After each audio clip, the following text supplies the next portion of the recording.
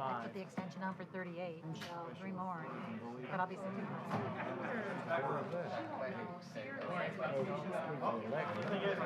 Oh, it's today. Husband's retired, so one. It's funny. I'll just. Okay. They're just kind of bit like time. Oh, yeah. I think Steele's gonna get it. I've been here so long. I am so sorry. It's not different. I'm gonna put these in the computer this time. That wouldn't be very good, because he absolutely doesn't know the numbers.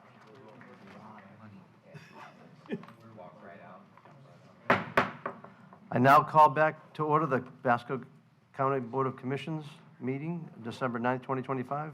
Please silence all electronic devices and mute your phones. We'll proceed to public hearing, starting with ordinances, item P79. P79, proof of publication, Tampa Bay Times, September 3rd, 2025, and by affidavit of certified mailings and site postings. The item was continued from the October 21st, 2025 BCC meeting to today. Good afternoon, Mr. Chairman. Nectarios Pitos, Planning Development Economic Growth.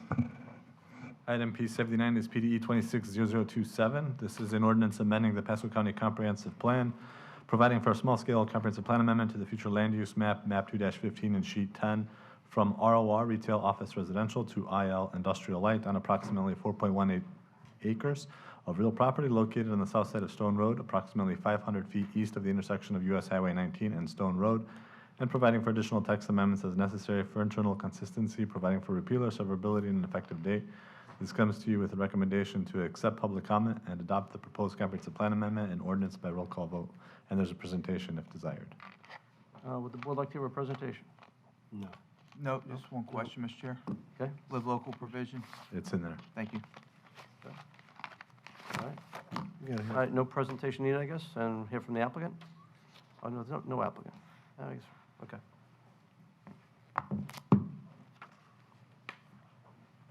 Barbara Wilhite, 6327 Graham Boulevard, for the applicant, and I'm available if you have any questions. I don't have a particular presentation. Okay. All right, this is a public hearing. Is anyone here from the public to speak to this item? No one See, is no, No move one approval. online? Move approval. Have a motion? Second. Motion is second. All in favor, say aye. Aye. Roll call. Roll call vote, sorry. District 1, Commissioner Oakley. Aye. District 2, Commissioner Waitman. Aye. District 3, Commissioner Starkey. Aye. District 4, Commissioner Yeager. Aye. District 5, Chairman Mariano. Aye. Item P80. C80, proof of publication, Tampa Bay Times, October 5th, 2025. Item P80 is PDE 260022. This is an ordinance by the Pasco County Board of County Commissioners amending the Pasco County Land Development Code, Section 1302.2, mobility fees, to clarify that the 2025 mobility fee schedules do not expire on December 31, 2025, and amending other sections as necessary for internal consistency, providing for applicability, repeal or providing for severability, inclusion into the Land Development Code, and an effective date. This comes to you with a recommendation to accept public comment and adopt the proposed Land Development Code amendment and ordinance by roll call vote. Okay. And there's a presentation if Would needed. the board like a presentation? No. Okay. Is there anyone in the audience here to speak to this item? Anyone online? No one signed up. Back to the board. Move approval. Second. All in favor, say aye. Roll call. Roll call again, sorry. District 1, Commissioner Oakley. Aye. District 2, Commissioner Waitman. Aye. District 3, Commissioner Starkey. Aye. District 4, Commissioner Yeager. Aye. District 5, Chairman Mariano. Aye. Item P81. P81, proof of publication, Tampa Bay Times, November 19th, 2025, and by affidavit of certified mailings and site postings.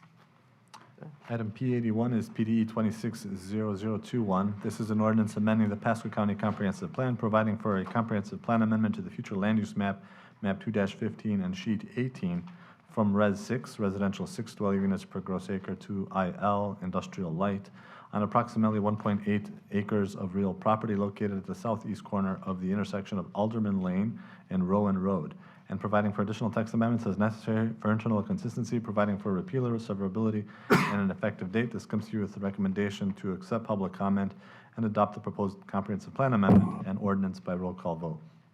Okay, would the board like a presentation? Oh, Mr. Bateman. No, thank you, Chair. Just a question. Terry, so is this property, this 1.8 acres, is this property associated with the Asphalt Solutions Company? Because if it's tied into a larger piece of property, then we need to look at adding the Live Local Act provision on the 1.8 if it's going to expand. If we could, I don't know if we can see the zoning on the property to the south, if it's all going to tie in together. And it'd be a footprint to lead. And to what the zoning Live does that Local. piece of property have? That's what I'm trying to. I don't think it is, but we'll let the applicant speak to it. Good afternoon again. Barbara Wilhite, 8627 Grand Boulevard for the applicant. The applicant, when I first started on this journey, was the Deeb family, and now it's the Keelty family. And this is the only parcel that they own. They don't have any relationship with any of the parcels around them. My map are stuck, but what's the zoning to the property directly to the south? Holly, it's called, C2? I'm The trying. south is C1 and C2. What about the north? The north is AR. Yeah, it's a house. But it's very funky. Due to the two bottom, the zoning of the two bottom parcels, even though it's existing, would your applicant be okay with putting the Live Local Act provision on the 1.8 acres? In case we have something that comes in the future to the south and they try to marry the parcels? The south already has a building on it, Commissioner. I'm aware of that. Okay. But if an investor comes in and purchases that property to the south, and they purchase this vacant land to the north, marry the two together, and they combine it to do a Live Local, I'm concerned that there's a potential that they could tie them together and put a Live Local piece. I'm not saying they will, I'm just being cautious. Or it's up to the flavor of the board. If it's not worth it, then we just, Well, this MPUD has the Live Local condition on it. It's in the zoning, it's in the MPD zoning. All right. So we have made provision for this parcel, and that's really all we can control today is this parcel. okay, well, that's on there, I'm okay. Okay. Right, so if they did purchase this one, this parcel would be subject to Live Local, which would foil any plans that That's they what might I'm have. trying to so. do, spoil Yes. the plans. It would foil their. Great terminology. Thank you, Ms. Wilhite, and your Christmas red. Christmas tree. Can I think Mrs. can I ask a Starkey. question? Yeah, did you say that that parcel, and I see the address here, is at 12356 Moss Lake Loop, is a business, not a house? To the south of this parcel? To the south is a business, yes. Yeah, to the south is a business. Okay. I'll move, oh, you need public comment. Yes, okay. The applicant, do you want to say any more? Okay. Anyone here from the public like to speak to this item? See nobody. Back to the board. Move approval. Second. Call the roll, please. District 1, Commissioner Oakley. Aye. District 2, Commissioner Waitman. Aye. District 3, Commissioner Starkey. Aye. District 4, Commissioner Yeager. Aye. District 5, Chairman Mariano. Aye. Item P82. P82, proof of publication, Tampa Bay Times, October 1st, 2025, and by affidavit of certified mailings and site postings.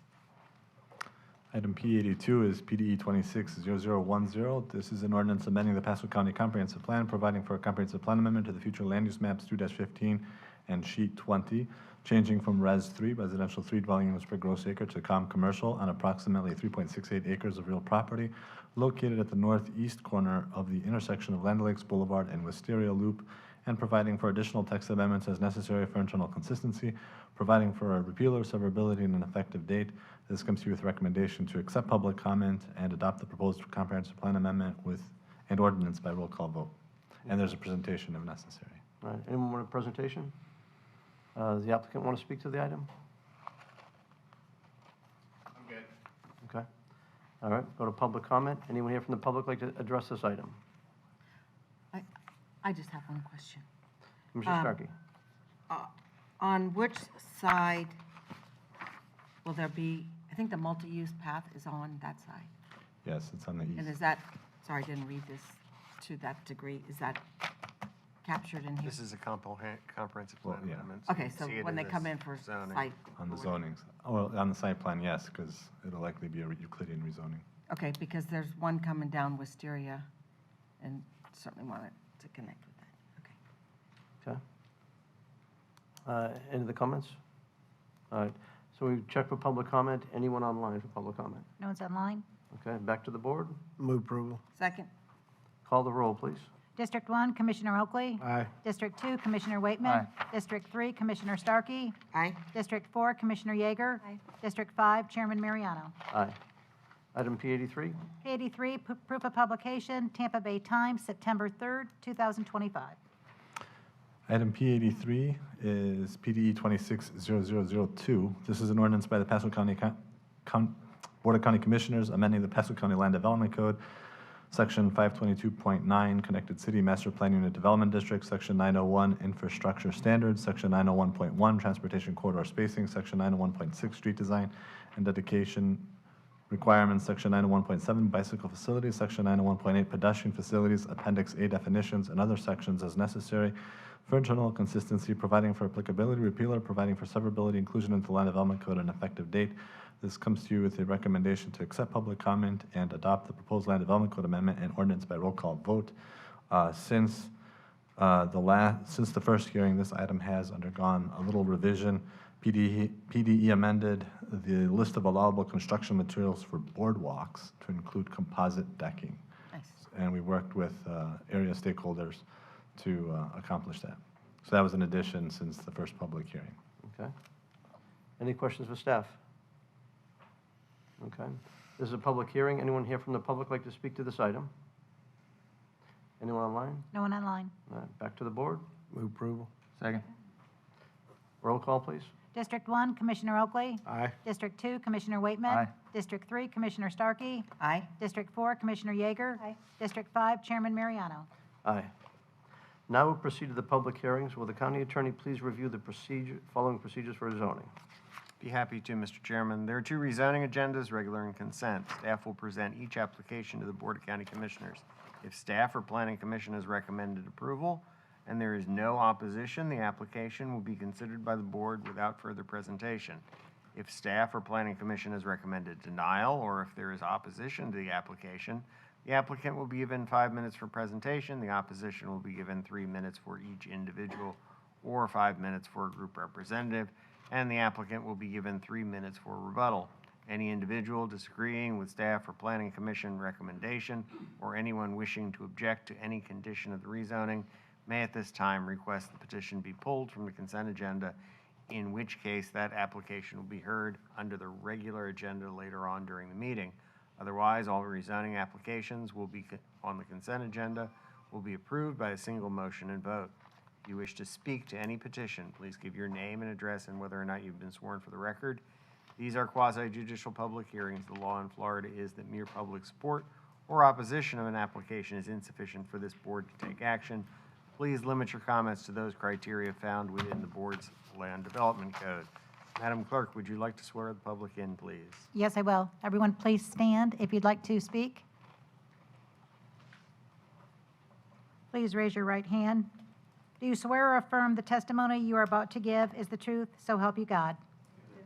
When you come to the podium to speak for the record, please indicate whether you have been sworn, state your name and address, and spell your last name. Thank you. Today we have two public hearings on the consent agenda and two items that are continuations. We'll start with P84, continuance. This item was not noticed properly and will be continued.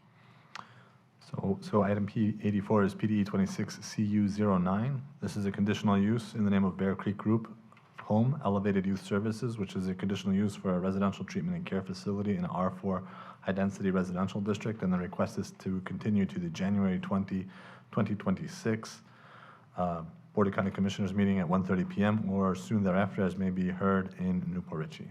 Move to continue. Second. We have a motion to continue. All in favor, say aye. Aye. Any opposed? Okay. P85. P85, proof of publication, Tampa Bay Times, October 1st, 2025. P85 is PDE 267888. This is a zoning amendment in the name of CL Shady Hills MPUD by 49 Acres Incorporated.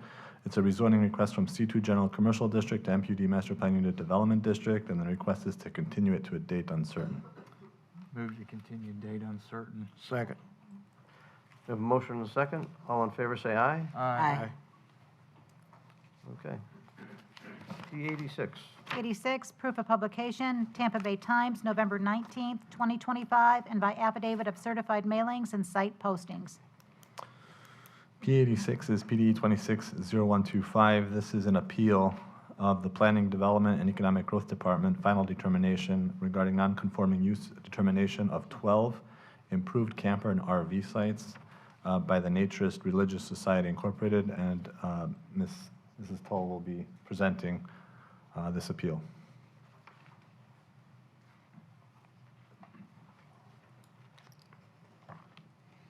Good afternoon, Amy Toll with Planning, Development, and Economic Growth. Before you is PDE 26-0125. It's the appeal of a non-conforming use determination, of 12 improved camper RV sites. It is in the name of the Naturist Religious Society, Inc.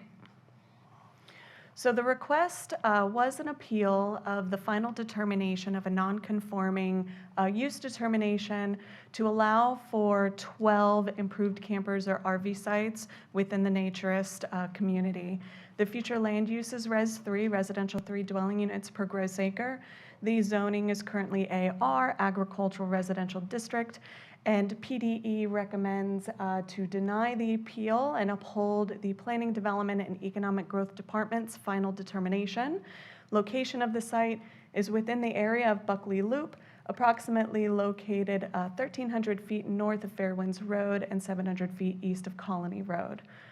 I'll show you in a visual of what that looks like. So subject site's located within the North Market area. Here's a basic concept map of the overall area. The subject site is going to be depicted as a large piece of the Naturist Society, Religious Society area because it's a portion of this parcel ID. So here's the red area, i.e. the subject property, which is the parcel ID associated to the proposed request. However, I'll do a little zoom.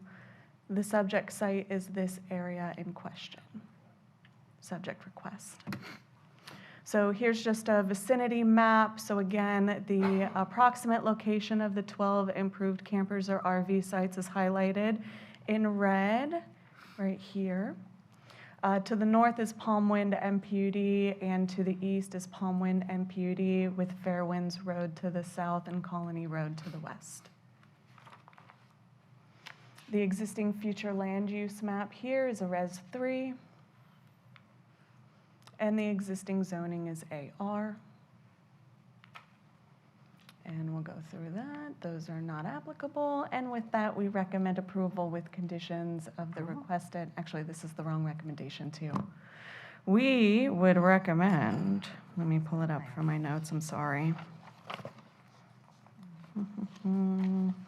So the recommendation is to deny the appeal and support the planning and development final determination that was made on May 30th. And I have a couple visuals if you have any questions that are specific to the plat. They are uploaded into the agenda if you've had an opportunity to review those. Otherwise, I have pulled those out separately to give just a little extra context. Gina, can you zoom in just a little bit? So this is the approved Florida Naturist Park plat. On this plat, as you can see, it is already platted out. However, the area that's in question is right here. Gina, can you zoom into the area specifically, please? The original intent, or at least it appears that the original intent of this platted unrecorded subdivision is that it was intended to be the park area for the Naturist Society. And so this is where the RVs are now situated. Additionally, in the review, this is set forth in the agenda memo as well, the historical areas do not support that the 12 RV spaces have been in place since before 1975. I do have mapper available to go through those areas if you are interested. I do want you to go to Pasco map. Okay.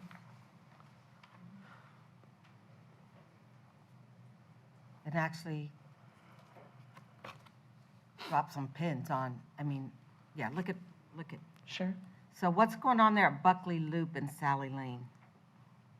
That is the 12 RV spaces that are claiming that they've been in place since 1975 and requested a non-conforming determination, which is not the case, at least from our historical research.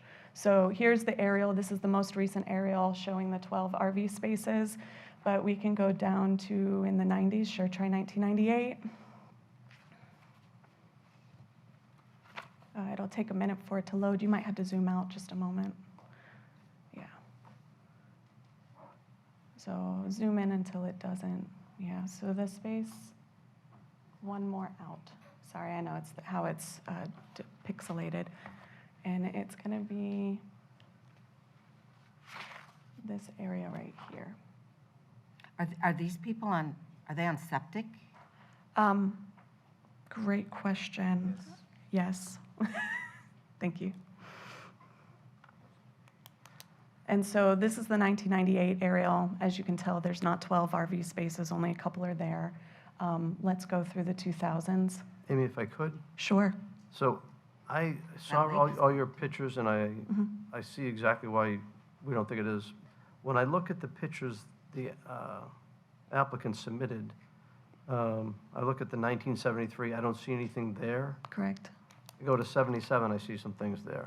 Okay. Did the approval have to be done, or does it just have to be shown that they were there before 75? Consistently before 75. Okay. Is this a gated community? I'm not 100% sure. I would assume yes, since it's a naturist society. I would recommend the board take the appellant's case and then ask your questions of the applicant and of staff subsequent to public comment. Okay. So the applicant asked me for 10 minutes extra, 10 minutes time to speak, so I'm going to grant that for them so they can put their information together. Perfect. Thank you. Thank you.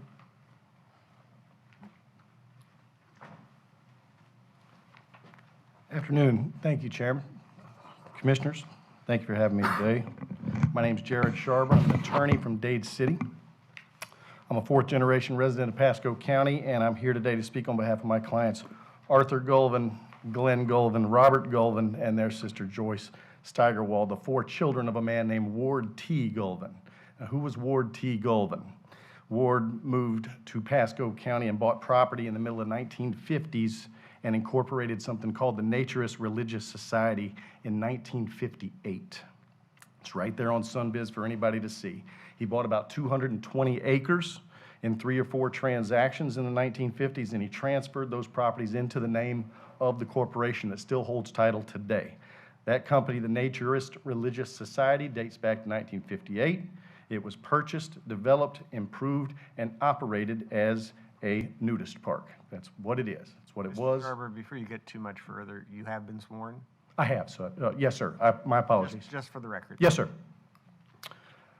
I encourage you to Google the definition of the word naturist. I did it, and it actually means a person who goes naked where possible in designated or appropriated areas. I didn't know that until I took this matter on. So Mr. Gulvin, he cobbled together this 200 some odd acres right down the street here in Hudson and set about making it usable. You can imagine what it looked like in the 1950s. He did all the things that you would expect. He cleared trees, he built roads, he platted lots. You see all of the, when the matter was zoomed out, you could see all of the little lots. He even obtained the fictitious name, Florida Naturist Park, for marketing purposes. This was a man that was ahead of his time in 1958, for marketing to naturists, as it were, to come visit. And it was clear what kind of property it was, and it was clear what kind of guests he was soliciting. So they sold off these small lots that were platted way before the zoning code. You can see the tiny little lots on the map there. And when the county came out to inspect those lots back in 1992, Fred Lowndes, the very first zoning administrator I remember for Pasco County, made a personal visit to the Florida Naturist Park. He acknowledged all of this predated the zoning code, gave it his blessing, and allowed the lots to be grandfathered in as small lots of record. That's ancient history. In your attachment, Exhibit B, materials I provided for today's hearing, the very last page, you'll see a letter to that effect.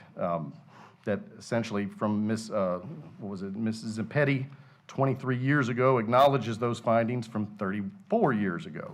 So this is not something that the county is just now learning about. This business cruised along.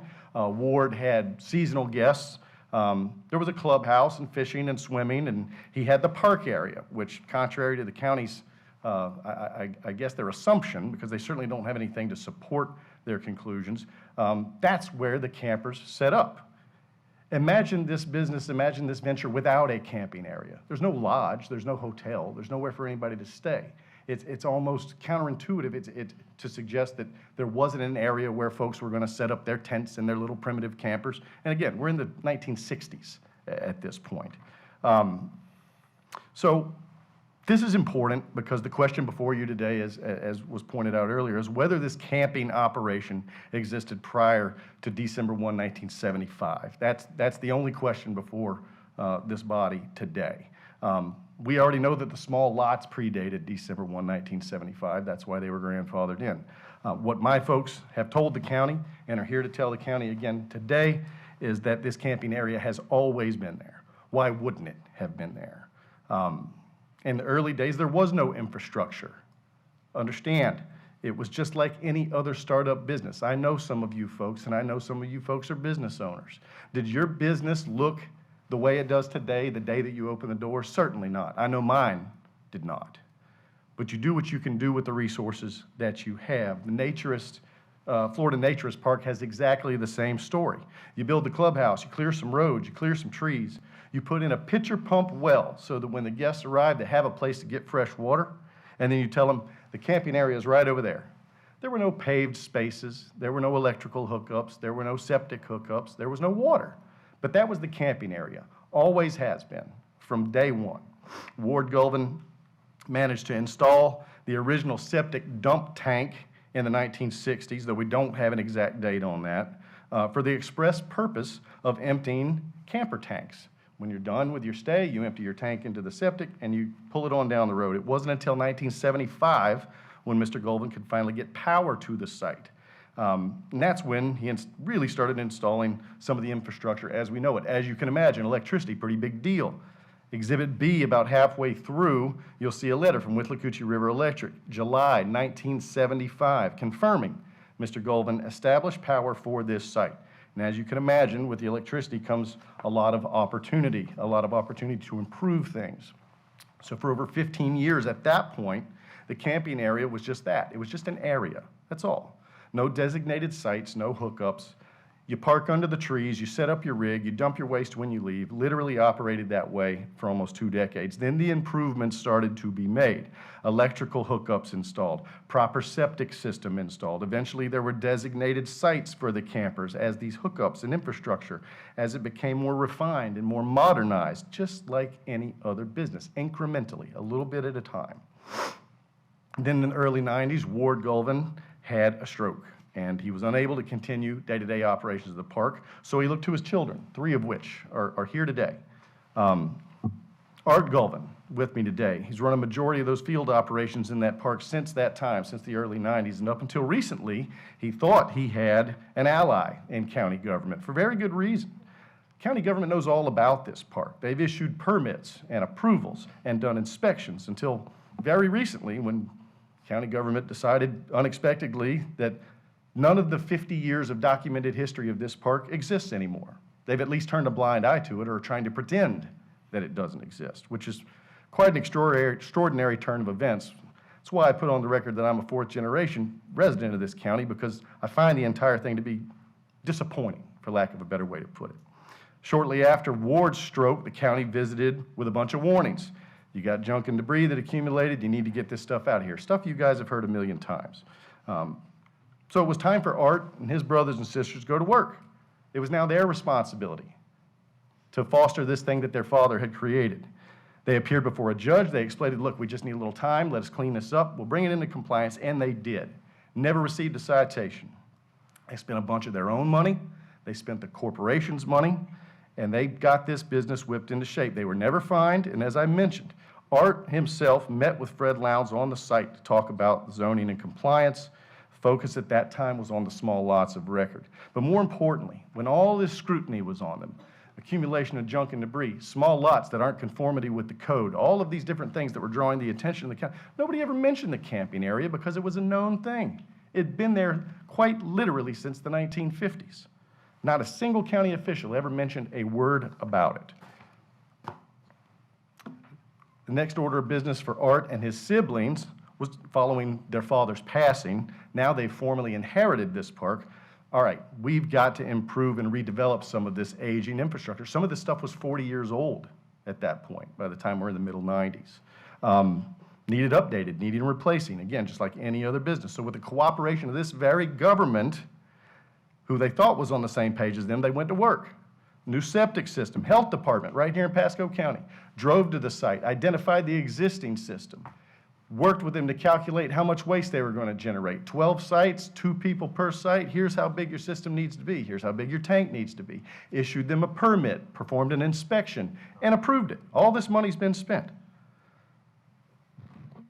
The copy of the permit is in the packet, Exhibit B. It's right behind the letter from Withlacoochee. It's the very next item. Next, they updated the electrical panel and the service connection to all 12 designated campsites. The next page in your packet from 2013 is the building permit to change out that electrical infrastructure. Building permit that this county issued them. They came out and inspected it. They saw the hookups. Again, nothing new, nothing unusual. These are things that were known by folks that had worked here for a while. They came out, they reviewed it, they reviewed the proposal, issued a permit, did an inspection, approved it all. 2014, quarterly drinking water tests performed by the health department for this very county. Pasco County found the well to be unsatisfactory and instructed Naturist Religious Society, hey, need a new well, drill a new well. Gave them a permit to do so. Third well, started with a pitcher pump in the 1950s. New well in 1975 when we got power, and now a third well in 2014. Again, approved and inspected by this very county.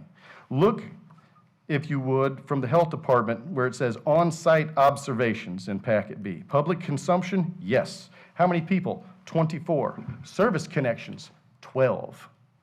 I'll leave it to your imagination to guess what those 12 service connections actually were. Again, Mr. Chairman, my understanding was I was getting 10 additional minutes on top of my 5. Is that right? Yes. Okay, perfect. Thank you. Like the septic, like the electric, this new water well was proposed to the county, permitted by the county, inspected by the county, and approved by the county. 2015, we don't have a written record for this one, but somebody visited Art Golden on the grounds and said, hey, if you got more than 10 RVs or campers on this site, you got to get yourself a tax receipt. So he applied for it. He paid for it. Pays for it every single year. He's never missed a year. So by 2015, we're up to almost 50 years, not only of existence and operation, but partnership with this county that have been aware of the Naturist Religious Society as a corporation, aware of its operations, permitted their improvements, inspected those improvements, scrutinized Ward Gulvin's pre-1975 development, scrutinized the improvements after Ward's death, all of this, 5 decades worth. But nobody ever tells you one day that you might wake up and have to prove to a person or a group of people who have no frame of reference, who've never set foot on the grounds, who have no eyewitnesses, that we're going to have to prove to these people all of this history. You don't keep records. You don't prepare for something like that. So we're doing the best that we can with what we have.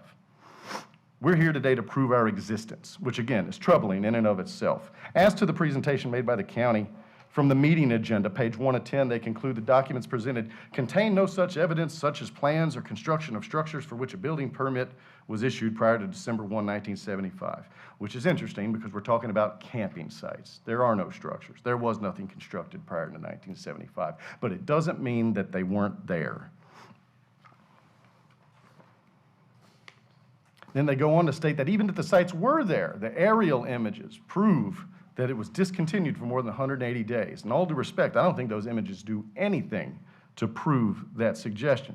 I've gone through all of the photographs in Exhibit C, and I don't want to spend too much time on that because time is precious today, but there are items in the camping area in every single one of those photographs. But again, this is seasonal. There might have been weeks, maybe months where they didn't have a guest. This is rural Pasco County in the early 1960s and 70s. I don't think that it was no vacancy every day, all day throughout the year. That is not an indication that the use had in any way been abandoned. But for their own reasons, the PDE has taken all of the evidence they could find, or purported evidence, which again, to me, isn't much, and they've interpreted it in a manner that works most effectively against the citizens that they're supposed to be here to serve. And that's what I find so troubling. We're working to tear down the very people that they supported, inspected, and approved for over 50 years. These aren't some interlopers from out of town. This isn't some folks that just moved here from South Jersey last year, bought 20 acres of agricultural property, and they stuck 12 RV sites out there in the name of agritourism.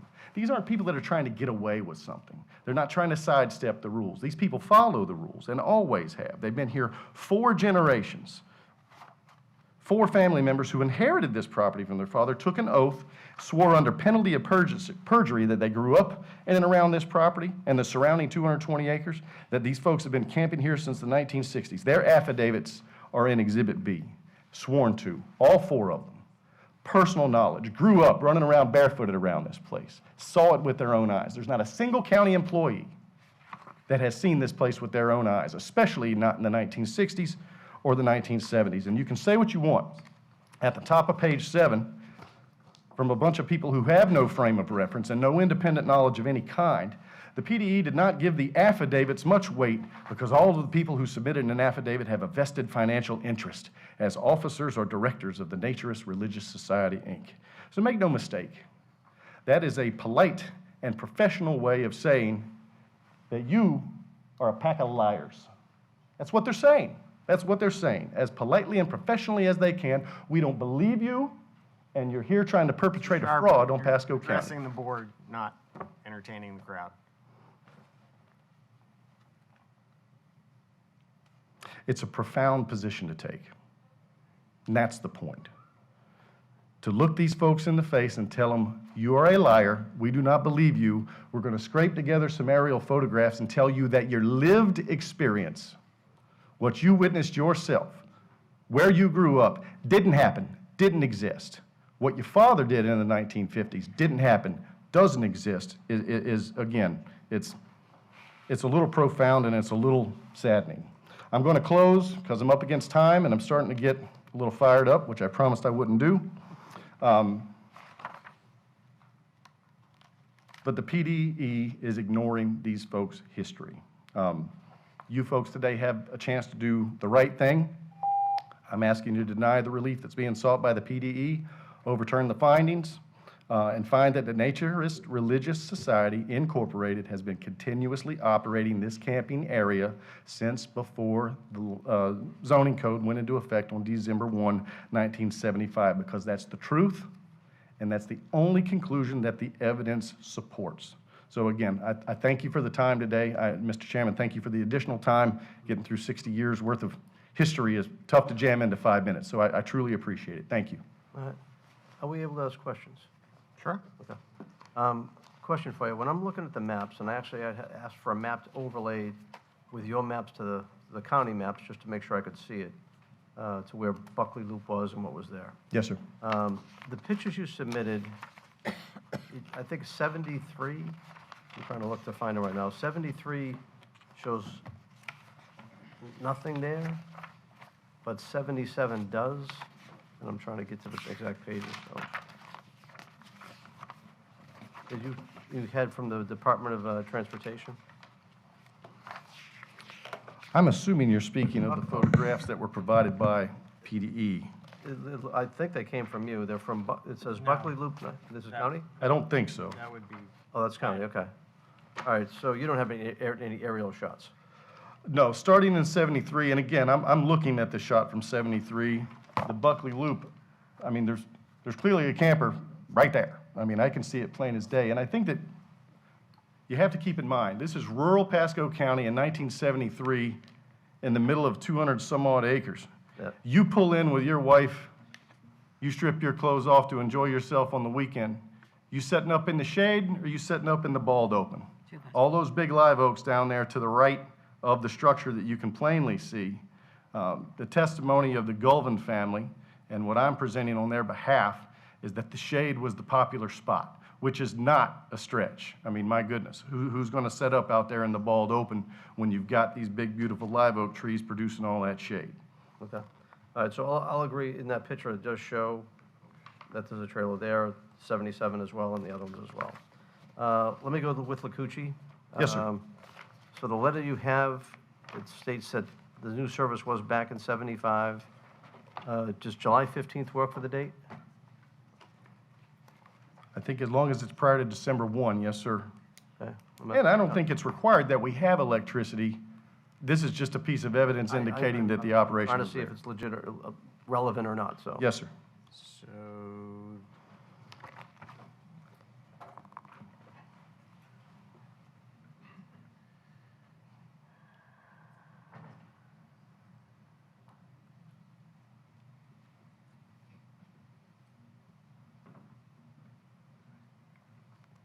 December 1st, 1975, if there's a building permit, provided such construction is completed by December 1st, 1976, appears to be the magic language.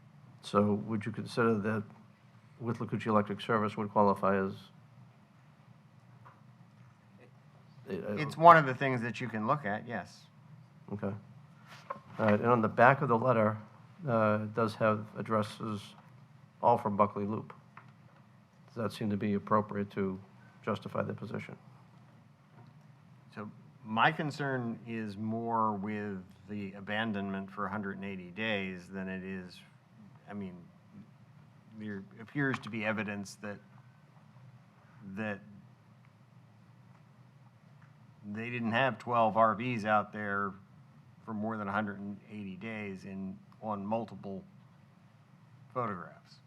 Okay. I want to make sure I understand the standard here. Is the suggestion that there had to be 12 at all times? You couldn't undergo a seasonal change or a period of time where maybe you had no guests?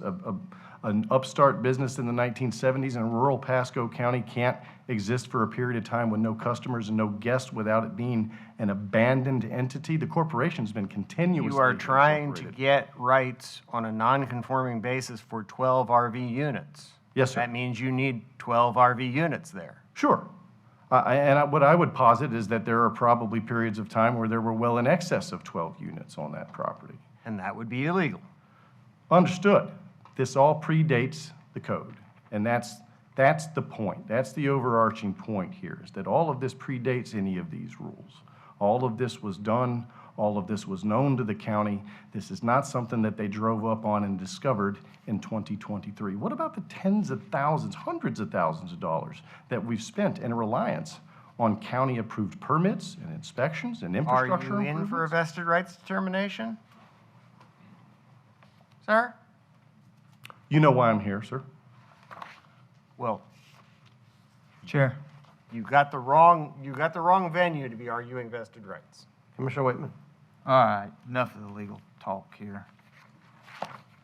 So this place has been around for a long time, a very long time. We looked at it when we discussed the Palm Winds project. We knew it was there. Something obviously happened that triggered the county to take a look at this little bubble in the once middle of nowhere. There's a few houses around it now. Quite frankly, I have no problem with there being camper sites here. And there's got to be a path forward. Talk with county administrator, travel park, special exception. I mean, this place has been around a long time. We continue to make decisions, and as progress happens in this county, it squeezes out lifestyles that have been around this county, and I've talked about this time and time again, squeezes out lifestyles and the way things kind of were, and they're allowed to live and let live until progress comes in and interrupts what's going on there. And I think as long as it's cleaned up, there's not a pollution problem, let it live. And so I don't know if staff, there's a way forward to make this work. But you're punishing somebody and folks who've owned this property and operated a similar type of business since before, what'd you say, Ms. Shar, 60 years? 1958, yes, sir. So, I mean, 70 years. you know, this is to debate debate this is kind of, it's a bit much. There's got to be a way forward. We got to be able to work with folks. This family's been around a long time. So I don't know if there's staff, Mr. Cabral, you want to speak to this? Yeah, I can have David Engel come up, I mean, and he can talk about what that path forward could look like if they're willing to go down that path. All right, thank you, Mr. Sharper. We may pull you back up, but. Oh, I have a little more question for him, discussion. actually. You do? Okay. Yeah, I do. Hang on. Is there, I was Yeah. looking and I couldn't find it anywhere. Is there any on the website showing that there's RV space available?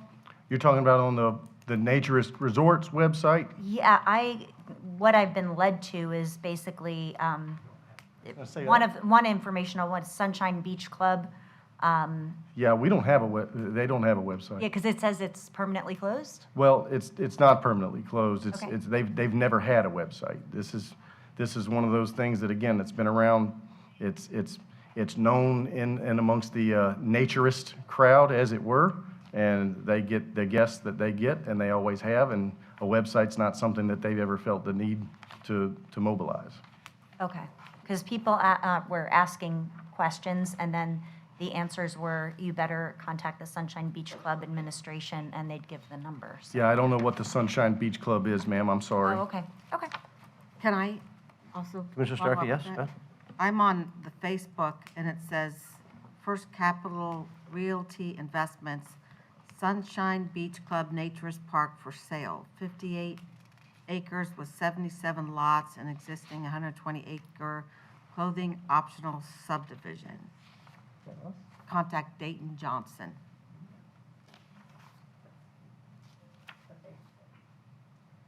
Is that?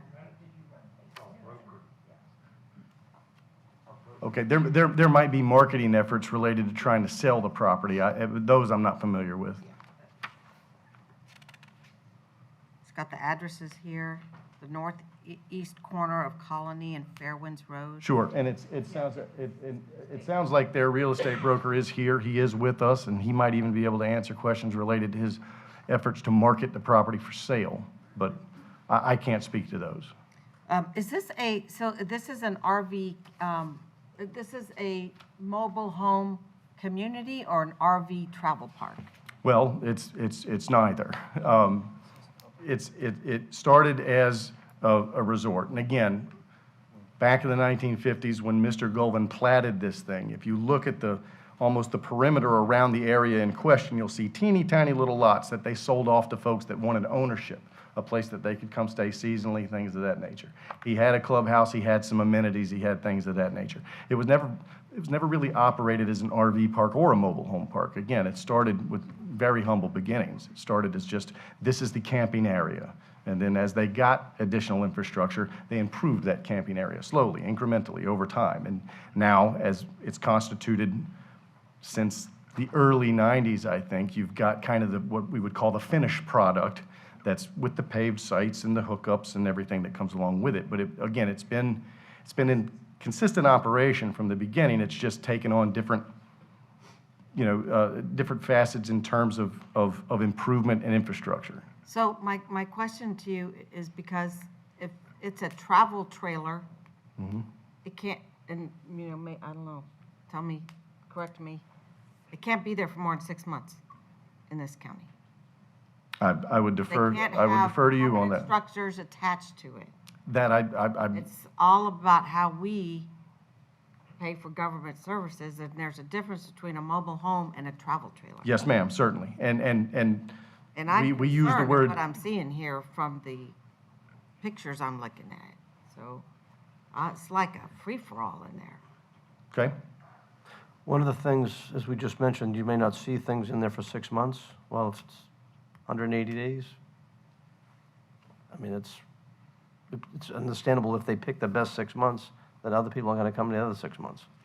So As far as do having we- this continuous would be difficult. Well, and it looks like we're kind of straddling the line between you don't have it there long enough, and then on the other side of the bench, it's there for too long. So where do I find that middle ground? Commissioner So- Waitman. Yeah, so, I mean, you look at, our district is known for some more commercialized, famous nude resorts, internationally famous, known for, and there's RV sites there that are, I mean, some of those RV sites, they're selling for a lot of money in Caliente, and they're nice, and they're paid, and they're full hookup, and people come in, they're Class A's, and they stay for a period of time, and then they leave or they go wherever. So, you know, it's just a different experience at Caliente than this one. So there's similarities between the two. One's more resort, this is more nature. So when you look at, you know, people not being there full time, it's the same thing's going on a little further down the road off 41. Then again, they can't stay there more than Yeah. But 100 days I anyway. have travel RV parks where they've moved in permanently. Permanently. All right, but we're staying right here. And I just, We need to focus on what we got here, though. I, All right, any other questions for the applicant? All right, I see David Engel. David, you want to come forward? Thank you, Mr. Thank you. Chair. Good afternoon, David Engel, Planning and Economic Development Director. There is a path forward in our land development code. That would be via a special exception. I would point out that the applicant did apply for a special exception for this property for travel trailers in, I believe, 2024, but withdrew the application. But we could resurrect that application, and we'd be glad to have an exploratory meeting with the applicant and give them the path forward, and would help them out. Let me ask. Oh, 2004, excuse me, was. Okay. Well, wait. So let me ask a question. If the board decides that this was 12 lots for mobiles, they've had it for RVs, they've had it for all this time, do they need to go through that process? No, if you find them to be a non-conforming use, Right. they would be limited to the number of units that you say that were non-conforming. If they wanted more than that, then they would have to go through the special exception process. Okay. All right. Any other questions? All right, so this is a public hearing. Is there anyone else here from the public who'd like to speak? I do have one quick question. Oh, go ahead. Mr. Yeager? Yeah, so do you already have all the infrastructure there, like, for the setup for the sewer and everything? Oh, yes, ma'am. And like it's actually turned over. I mean, we had. Do you have a current picture of what it looks like now? I don't, no, ma'am. Not on me. But I did want to speak to the 2004 application because there's an important point that needs to be made there. That was not an application that was made by the owners. That was an application that was made by a prospective purchaser that used the owner's name with their permission because they wanted to explore increasing the density, as you guys see all the time. They submitted some applications, did some due diligence, had some meetings to see if they could increase density because it would have been an attractive piece of property for them to purchase. After their meetings kind of fizzled, they determined that it wasn't suitable for their needs. They withdrew the application. That had nothing to do with the Gulvin family or the naturist resort, even though their name is in fact attached to it. That was how that was presented. Yeah. Okay. All right. All right, we're going to go to public comment. Thank you. Anyone here from the public would like to address this item? Okay. Does staff want to make any other comments? I'd like to hear from Amy again. She says she's good. Well, You have a question? I just I want don't to. have question, I'll bring her up, but. Yeah, just refresh me on why staff is recommending denial. Thank you. Amy Toll, Planning, Development, and Economic Growth. So the only thing that we would like to add is the fact that the reason why we're here is that there was a stipulated judgment agreement that required them to seek a non-conforming use determination. Based on the findings that they provided to us, we could not fact check that the 12 RV spaces have been in place since before 1975. Subjective. Interesting. Sure. Commissioner Waitman? What triggered this? It was a code violation. From where? I'm not sure. I can pull up the code violation if you want to give me a minute. It's up to you. It's buried in, I mean, you have to work. And this place has been around for a long time. Mhm. So I'd be curious if it was county initiated or not. I don't have an answer to that right now, but I can take a look at the violation. I'd like to know. Is this area, is this a gated community? Uh, No, so anyone can drive through Well, the nudist? They may be private roads, but I don't, I mean, it's not a gated community in the concept that you normally attribute Right. it to a Okay. gated community. Site visit, Commissioner Starkey? No. I'm busy. Yeah, and with the plat that was provided to us, this area is dedicated as a park, which is also part of the parcel that is for all of the open space and the right-of-ways. So based on that finding, Well, as there well. is no dedication because it's an unrecorded plat, and there is Right. no dedication on the plat. So it just says park. and the parcel I ID is gotta- for the roads This one as goes to well. Mr. Sharber, whether it's camping ground park or park as you normally would see it. Precisely, thank you. Yeah. Okay. Okay. All right, so it's to the board, and did I ask for comment online? Any No comments online. Okay. All right, so now it's back to the board for the further discussion. Well, Chair, I'd be open to helping this property find a path forward. I have no problem with having it be 12 units, and as long as, it's a clean place and, it's not polluting the environment, let people camp, and camp how they want to. Okay. Is there a second?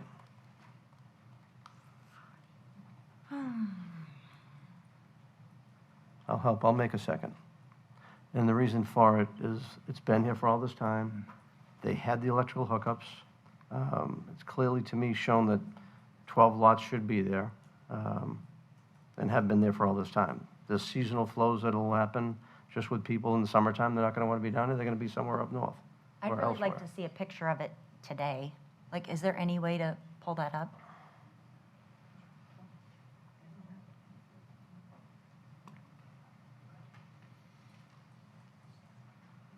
I went to the, We take away the Mr. ability, Whitman. thank you, Chair, sorry. Take the ability away to have camping space, you know what's going to happen. Come in, rezone, and then you take away a little bit of nature and outdoor space that's in this area. There's a lot of development to the north.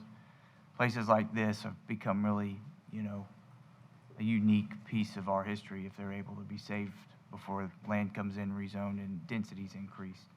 So, in a way, I view this as almost like preserving some level of park space and green space in our county. So there's a double edge on this. And I think when you look at it, people bought this land many, many years ago. They've run it how they wanted to run it. This is still America. Should be able to keep doing it. As long as they're going to meet to the terms of the 12 units. At this point, if they want to change it, they can get back and try to change it. That'll be their call. But as of right now, I think they're entitled to the 12 units just because of the history that shows they had the electrical setup. Aerials show that there was a camper at least there before, or on 1973 by the DOT map, that this has been functioning. So is this what I'm it sure- currently looks like? Yes, ma'am, to my knowledge, that's an accurate depiction of what's out there. I mean, I don't know, like this morning, but Okay, so you don't have the paved sites or do you have the sewer and the water hookups and everything? oh, like yes, that? ma'am, yes, ma'am. Okay, so each site is like a designated. Correct, camping. and that was kind of the evolution of it over time. At first, it was just an area. Okay, You came in, you got directed to the area over by Buckley Loop, set up over there anywhere because there was no infrastructure. But now it's more traditional if you've been to a campground. Oh, absolutely. You got to position your rig just right so that you can get power, water, sewer all hooked up. That's the nature of it now. And Okay. again, that kind of happened over time. okay, and that's kind of what I wanted to know, like, is it truly like a designated camping area where you just back in? Yes, ma'am, it's not a free-for-all anymore, no, ma'am. Commissioner Oakley? so it's, they have actual sites, camping sites with the water and the power source? right Yes, sir. on Each site? Yes, sir. Are they designated a certain size A certain size? for each site? If there's 12 sites there, how big are they, or are they defined? I can't answer to that, Mr. Oakley, I don't know. It looks like they're pretty big. I mean, you've got a lot of open space. No way to tell from that map. I'm saying, it looks like you can get a 40-foot rig, as long as it's like a designated spot for camping where you back it in and have all the hookups. Chair. I mean, it looks like. Mr. Wayman. Thanks, Chair. I mean, it looks like you even have some dry camping going on too. I don't know, it looks like a fun place, whether you're clothed or not. Mr. Goldman tells me I that this, didn't know you was one of those. Well, you know, you got YOLO. The Commissioner things you Oakley, learn at YOLO. the county commission meeting. You only live once. Mr. Mr. Sherman. Goldman tells me that they range from 30 feet to Younger, 50 feet younger. in length. I'm fine with it. Okay. All right, so there was a motion and a second. Yeah. Motion was Commissioner Waitman, Commissioner Mariano did the second. No, it was for, it was for approval of a non-conforming use for 12 units on the area shown in the application. Good enough. Close enough. Close enough. All right, any further discussion? All in favor, say aye. Aye. Aye. Any opposed? Nay. Nay. Okay, motion passes 3-2. That's all my business today, folks. Thank you. Thank you.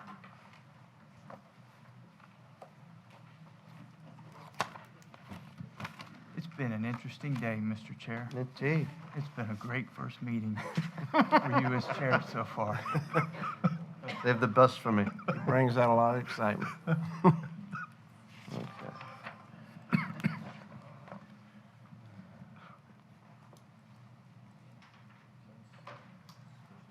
P87. P87, proof of publication, Tampa Bay Times, October 1st, 2025, and by affidavit of certified mailings and site postings. Nectarios Pitos, Planning Development Economic Growth. P87 is PDE 267882. This is a zoning amendment in the name of Rowan Industrial MPUD Master Plan Unit Development by Rowan Road LLC. It's a rezoning request from a PO2 Professional Office District to an MPUD Master Plan Unit Development to allow for the development of 20,000 square feet of select I-1 Light Industrial Park District uses and associated infrastructure of approximately 1.8 acres. This comes to you with a recommendation to approve the proposed zoning amendment subject to attached conditions of approval. This is the companion to the earlier comprehensive plan amendment that you heard. There's a presentation if so desired. Commissioner Waven? You want to ask about the Live Local? Oh, well, Terry, Now we're guessing. it was on there from the last, no, this is a companion, so this was on here from, Yeah. it was on. That's where it should be, in the MPUD. Right. Not in the comp Yes. plan. So I'm assuming that's, So we're loaded, locked and loaded on Live Local here. Number 4. Thank you, Chairman. Yes. Trust but verify. Oh, condition number 31, yes. Thank you. Okay. Anyone like a presentation? Okay. Want to hear from the applicant? this is on consent, so. Oh, it's not consent, and all right. If you just ask. Moving to consent agenda, all right, you guys threw me way off. Yeah. All right, so consent agenda, is there any opposition from anyone in the audience? Anyone online? No one online. Okay, we'll leave it on consent. And P88, 88, proof of publication, Tampa Bay Times, October 22nd, 2025, and by affidavit of certified mailings and site postings. P88 is PDE 260023. This is a comprehensive plan amendment in the name of CPA 2504 Herod Sandy Lakes. This is providing for transmittal of a comprehensive plan amendment to the future land use maps 2-15 and sheet 19, changing from Res 9, residential 9 dwelling units per gross acre, and IL, industrial light, to IL, industrial light, on approximately 75.017 acres of real property located at the southwest corner of the intersection of Interlochen Road and Gunn Highway. This comes to you with a recommendation to authorize the transmittal of the proposed comprehensive plan amendment to the Department of Commerce and other reviewing agencies. There is a presentation if so desired. anyone want a presentation? No, Chair, just normal question. I know the answer, but Live Locals tied Yes. in on this one. Thank Yes, you, sir. Chair. Okay. And any opposition from the audience? Anyone online? No one online. All right, leave that on consent agenda. May I have a motion for the consent agenda? So move. Second? Second. All in favor, say aye. Aye. Any opposed? P89. P89, proof of publication, Tampa Bay Times, November 9th, 2025, and November 16th, 2025.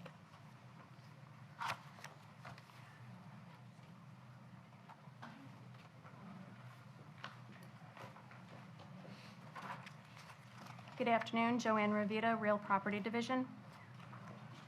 Sorry.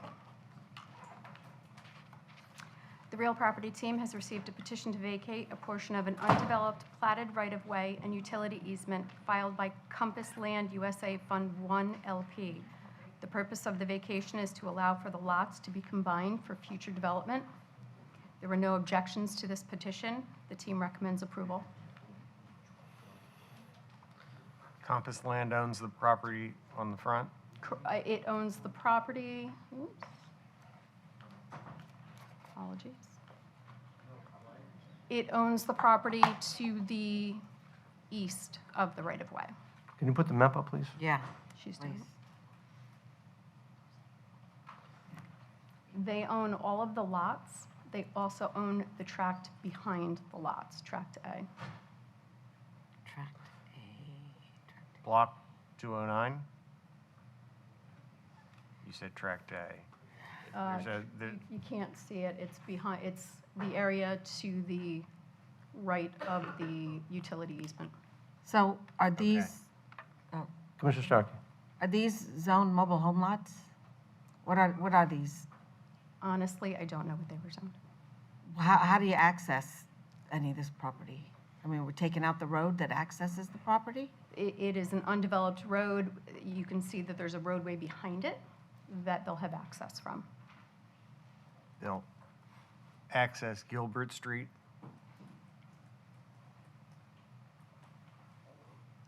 Yes, if that's the road, I can't see it from here. If that's the roadway to the east of Tract A, yes, that is the access point.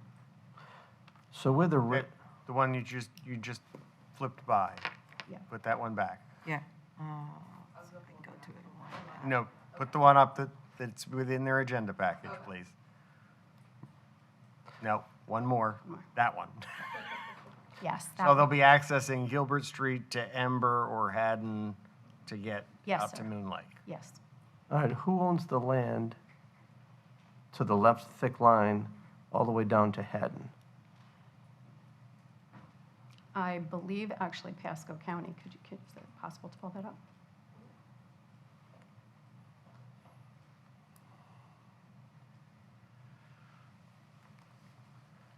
Are you going to Pasco Mapper over there? Yeah. Thank you. I'm trying to get it up over here.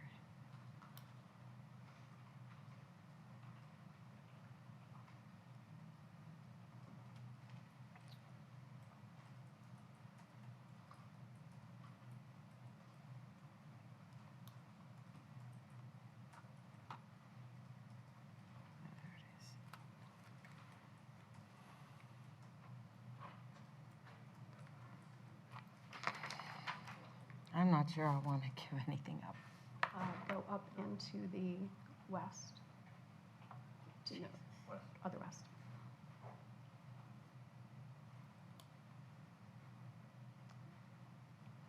Shrink it just a bit.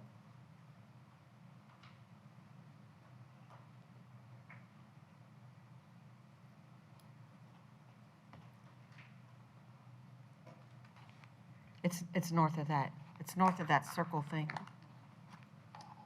That circle thing is There Haddon, you go, right? you're on it. Yeah.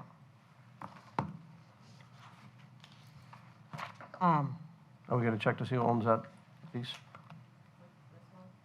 No, to the left side. To the left, yeah.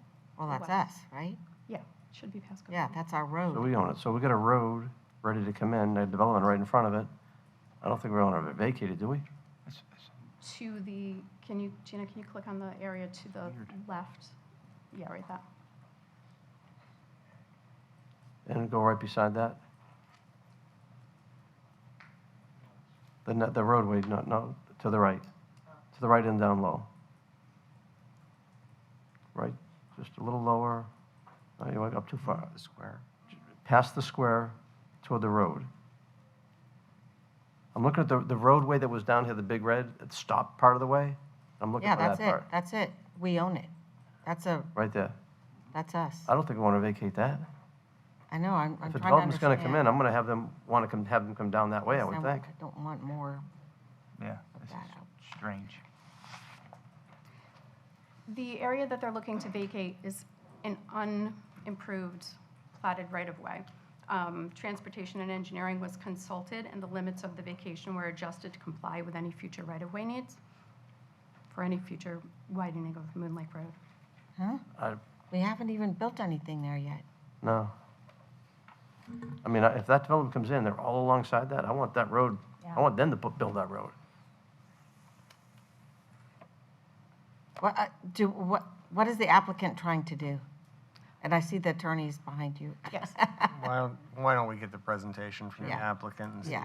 see what Yeah. their argument is? Hang on, Commissioner I'm Robley? just, is this property kin to this property we just looked at about the 12 units? No, No. nothing to do with it. Just so happens it's right next door. No, this is nowhere a different near. way. This Huh? is Moon Lake. Yeah, this is Moon Lake, the other one's about 52.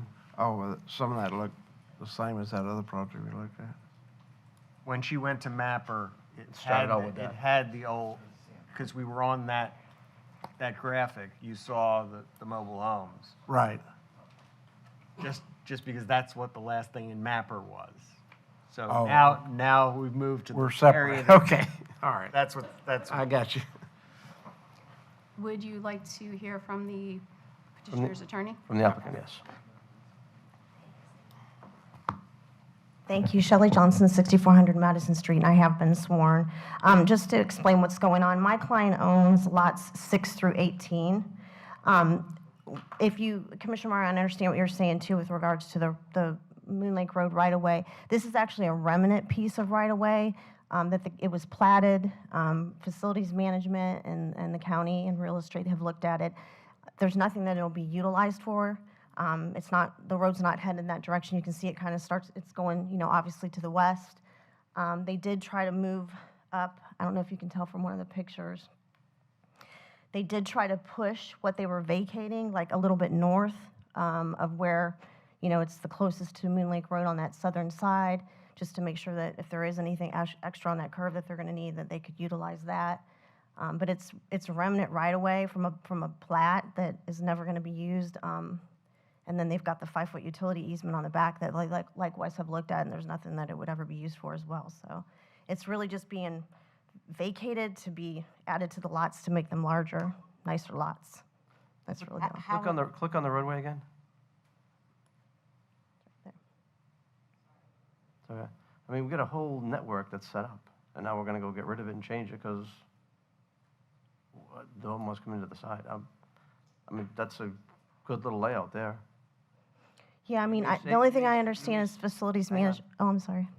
You may say nothing's gonna happen to it, but with development coming in, development may be taking care of that roadway. I was thinking the same thing. So, yeah, you can say that won't matter, but this is something that was laid out. I think it's a pretty good layout that could lead to real good stuff down the road for it. So I don't want to see it change. I don't want to see it taken away. We'll never get it back. And with developers nowadays, to try to get something done, if you don't have the control of the land, you get nothing. Exactly. I mean, I would request if there is concern about it, I didn't know there was going to be an issue, that we continue it so that we can kind of discuss it a little bit further, because I do know that facilities management, everybody looked at it, and they didn't see that there would be any use for it in the future, so. But it's this board's decision whether or not to vacate a piece of property. Right, Yeah, right. I mean, if they Can you want, if take you away want, that box so that we can see it again? Thank you. I mean, if you want to bring something back That's sometime, I'm okay. happy to meet with you on it. This is I'm the sure book. Commissioner Yeager would be happy to meet with you on it, but at this moment, to just vacate that roadway, I don't want to give up that network that was laid out. I got areas up in Hudson that have these vision roads or roads that are laid out that haven't been developed yet, but eventually they may come. And until they come out, I wouldn't take away what was there before. No, I hear you, I understand. Yes, I mean, I guess I'll request a continuance so that we can kind of dig into it a little bit more, so I can provide you even more information about, that corner and the engineering on it. Unfortunately, our engineer, Mr. Moody, is not here today too, because he could probably provide a lot of insight into it as well. When I'm looking, Commissioner McStarkey. thank you, when I'm looking at the map, that's a giant wetland. See where Haddon is? So, you can, I mean, a lot of that property's not even usable. I don't know why we'd give up that road. I mean, no one's gonna build on that. They shouldn't be. Yeah, I mean, I think that was kind of the staff's, when they looked at it, they felt like it was really just a remnant piece that was Well, never our gonna road be looks used. good. Yeah. Property looks bad. Yeah. And that's why they You're tried to just push trying it. Get our property because your property looks bad. I mean, that's what I'm saying. I don't know. Yeah. What does yellow mean? It's a wetland. Drainage area. Class 1, Yeah, I don't think your client really has any property. A couple of lots up there at the top. Yeah, I mean, it'll probably be a couple nice big lots that he'll build on. That'd be better. Yeah. I mean, that's what their intention is in terms of trying to vacate this to kind of, given that they are remnants and, not being utilized, so. So you want a continuance? Yeah, that's fine if that's okay. We can kind of bring, if there's concern about it, I definitely want to be able to answer the board's questions. Any public comment on this? Yes. All right. Public comment. All right. All right, let's take a break for a minute and see if there's any public comment. Is there anyone from the audience who'd like to speak to this item? Is there anyone online? No one online. To the board. So your January meeting in Newport Richey would be the 20th, correct? So my recommendation would be that you continue it until the January 20th, 2026 meeting at 1:30 as soon thereafter as same may be heard. All right, I'll make a motion to move to continue January 20th, 22nd? Is that what you said? 20th. Oh, the 20th, 2026, time certain. Second. Okay, any further discussion? Not time certain, but. Not time certain? 1:30. 1:30. Date Soon certain. thereafter is. Did I say can be heard. 1:30? All right, we have a motion to continue time, date certain. Date certain. Any further discussion? All in favor, say aye. Aye. Okay, continue. That will bring us to committee reports. District 1, Commissioner Oakley. Okay. What about Here. this one? 88 Oh, yeah. and 80. Yep, this is Oh, when we, it's done. Okay, sorry. we went out to I didn't flip my page. Advent Health at Wesley Chapel and cut a ribbon on the new construction for the 6th floor of the hospital. Very nice improvement to the area, and of course, I think there was 24 beds on that floor, if I'm not mistaken. But that was that item we did, and then the other item was the naming of the and cutting of the ribbon of the Wilton Simpson Senior Center, and here you can see it here. Wilton couldn't be with us that day, but really gave a lot of hard work and thought in it to make sure this happened for our seniors in East Pasco County and a part of the Dade City area there. A senior center that we've needed for a long time, and people are very, very happy that's open now and they're working. So that's all I had. Okay. Commissioner Waven. Thanks, Chair. And Bill's not here, but a lot of staff folks were here. Very nice. Mr. Tyson was there. EDC party that, thank the Phillips 4G folks for hosting us, Commissioner Oakley, for the EDC Christmas party. Very nice crowd at 4G Ranch. And again, just very appreciative of them selling a big chunk of their land for conservation easement and wildlife corridor. Can't say it enough, but thank you to the landowners who choose to sell their land at a discount. And then coming up after the first of the year, wild that we're saying 2026. And thanks to Commissioner Starkey for bringing forward the board's farm share efforts. We're doing a farm share event on January 30th, 2026, 9 a.m. and at Life Church between Oakley Boulevard and Old Pasco Road, right at the intersection near Quill Hollow and Angus Valley area. And so as it comes out, I encourage folks to come out and help us provide food to folks. We chose after the first of the year, then in January, figure folks might be depleted coming through Thanksgiving and Christmas time, and try to help them load up in the beginning of Q1 in January to help them bounce back after an expensive Christmas season. So as it comes forward, wish everybody come out and join us and help folks. And that's all I have, Chair. Okay. Mr. Starkey? Oh, boy, I'm used to going last. Okay. I went to the FAC conference in Tampa, and as you know, I chair the federal committee, where I brought up and we discussed the FAC issues, and we also take up the NACO federal issues, which I'll talk about in a second. But I also continued the discussion about the,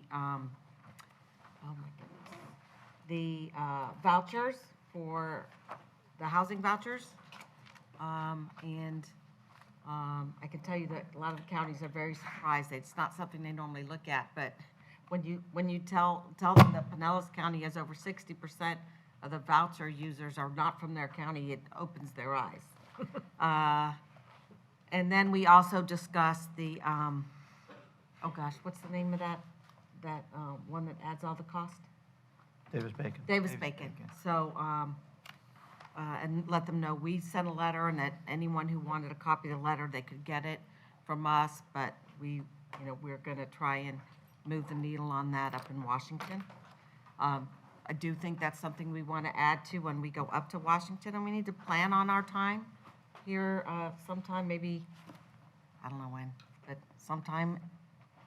And, okay, so then on the FAC, they had a breakout on discussion on data centers, but unfortunately, that's when I got a call about our legislative appropriation requests. And so I had to miss that whole session. And interestingly, at NACO in Texas, that was a big discussion that we had at the Board of Directors meeting, was the data centers. And I know we have some circling around here, and I think we need to get more informed to be sure that if we do get some, we strike the best deal. And that was the conclusion from a lot of the commissioners there. A lot of them are in the dark. Some of them, there's a county in Maryland, or Virginia, Lowndes County, I think it's called. They have dozens of them. It's really actually messing up their county. And there's a data center coming into North Dakota. It's 2 miles long, the building. 2 miles long. I mean, just even wrap your head around that. So in Washington, we've asked, at the Ledge Conference, we've asked for a special session just on data centers for information gathering. Let's see what else from NACO. Oh, I have the top 10 NACO initiatives. I wanted to share them with you. Let's see. I'll do it this way. Okay, and some of you may not know, but it's because of NACO that when COVID happened and they were giving out the money, that they pushed for the counties, large counties over 500,000, to get the money directly. Because always in the past, it went to the state, and then you were at the mercy of the state to get your initiatives approved. So NACO continues to push for monies that are coming down, and they're trying to do some more with FEMA to come straight to us. And these are in no particular order, it's just that I couldn't find my other sheet that I saved from there. Safeguard local revenue sources. I could not believe how many counties were having discussions that their states are trying to take away their property tax. Of course, I knew about Texas, Indiana, Nebraska, Montana, Idaho. They're all having property tax discussions, and everyone is doing it differently. One state, I think Nebraska, the county was able, I believe, to do an income tax, but everyone's freaking out over what that means to their state. So it's not just us. Very interesting. I'm sure we'll talk about that up in Washington again. Safeguard local revenue sources. Advocate for a fair and flexible tax policy framework that safeguards local revenue sources and flexibility for central county services. And they're coming out with marketing material and facts for us to be able to help tell our story. Disaster preparedness, response, and recovery. Let's see. Try to do this one. Promote county priorities and local decision-making and federal rulemaking around land use, environmental quality, and energy development. This one isn't what relates to us, PILT, which is payment in lieu of taxes. We don't have any federal lands in our county. Promote better outcomes in behavioral health, homelessness, and criminal justice systems. And that's kind of where that issue lies, where if you get arrested and you go to jail and you sit there for a while, you lose your health insurance, and we got to pick it up. And your whole family loses your health insurance if you're on Medicare or Medicaid, right? So the Farm Bill, local flexibility to support economic mobility, and access to technology solutions, maintain election integrity and strengthen election worker safety. So I think that's 9. I think that's 9, and I don't know what the 10th one is. All right, I attended the Magnolia Oaks ribbon cutting along with a couple other commissioners. It looks great. Oh, that's the restored county courthouse. They got the CO the day before our meeting, I just want to say. Pretty cool courthouse building, right? It was freezing there, freezing. Okay, do I have a picture from Magnolia Oaks? Okay, so there we are at Magnolia Oaks. I think those places look great. I couldn't find the magnolias anywhere. I did see some oaks. I think we should give them some magnolia trees. Commissioner Waitman had a good idea because they paid for those trees themselves. And we were wondering if they could give us a bill. We could reimburse them from our tree mitigation trust fund, and they can use that money to put some more landscaping in. This whole row of houses to our left, they back up to that boat and RV storage facility, and their backyard is a chain link fence with barbed wire. So I'd love to see if we could, put something there, maybe, help them use that money to shield the barbed wire view from their homes. Or Commissioner, or for phase 2, the parking on phase 2. What? Or could go help offset the parking on phase 2, with the whole second phase to this. Yeah, well, we'd certainly want them to go for the tree mitigation money for, Yeah, the reimbursement. yeah. But my gosh, these homes have barbed wire in their backyard on the left. I don't know if you noticed that. It's awful. Keep people out. So is this considered private land or the right-of-way that you're talking about? That would be, well, this is a kind of condoed, so I think they don't own these. This is owned by who owns this? The Housing Authority? The Housing Authority owns it. Right? Yeah. I did attend the CDBG-DR meeting at Ben Harrell. Commissioner Mariano's staff was there. It was not real greatly attended. I was disappointed. So that's why we're going back to Gulf Harbors, and I'm going to try it and let all my people know who are in that holiday area that they can come up there. I asked Katie to see if she could find a heat map of homes that were hurt in the storms, so we can know how to figure out how to target certain neighborhoods, because I'm just worried we're not reaching everybody, and I want to give everybody who has the opportunity to get some help. So we're looking for that map. And I think it's called the Milton map, Milton, not Helene, because we weren't affected by Milton over there. but I think it shows where all the water was, doesn't it? Doesn't the Milton map show where all the water was? Helene that affected us over here on the coast. Are we talking like the aerials that Yeah. showed? Yeah, I think we did both storms, but Milton brought the flooding, the unprecedented levels of flooding, so those maps would, Okay, well, I'll take both. I mean, whatever Generally, sure. maps there are, I'd look at both. I know my Aristida house got hit by Milton.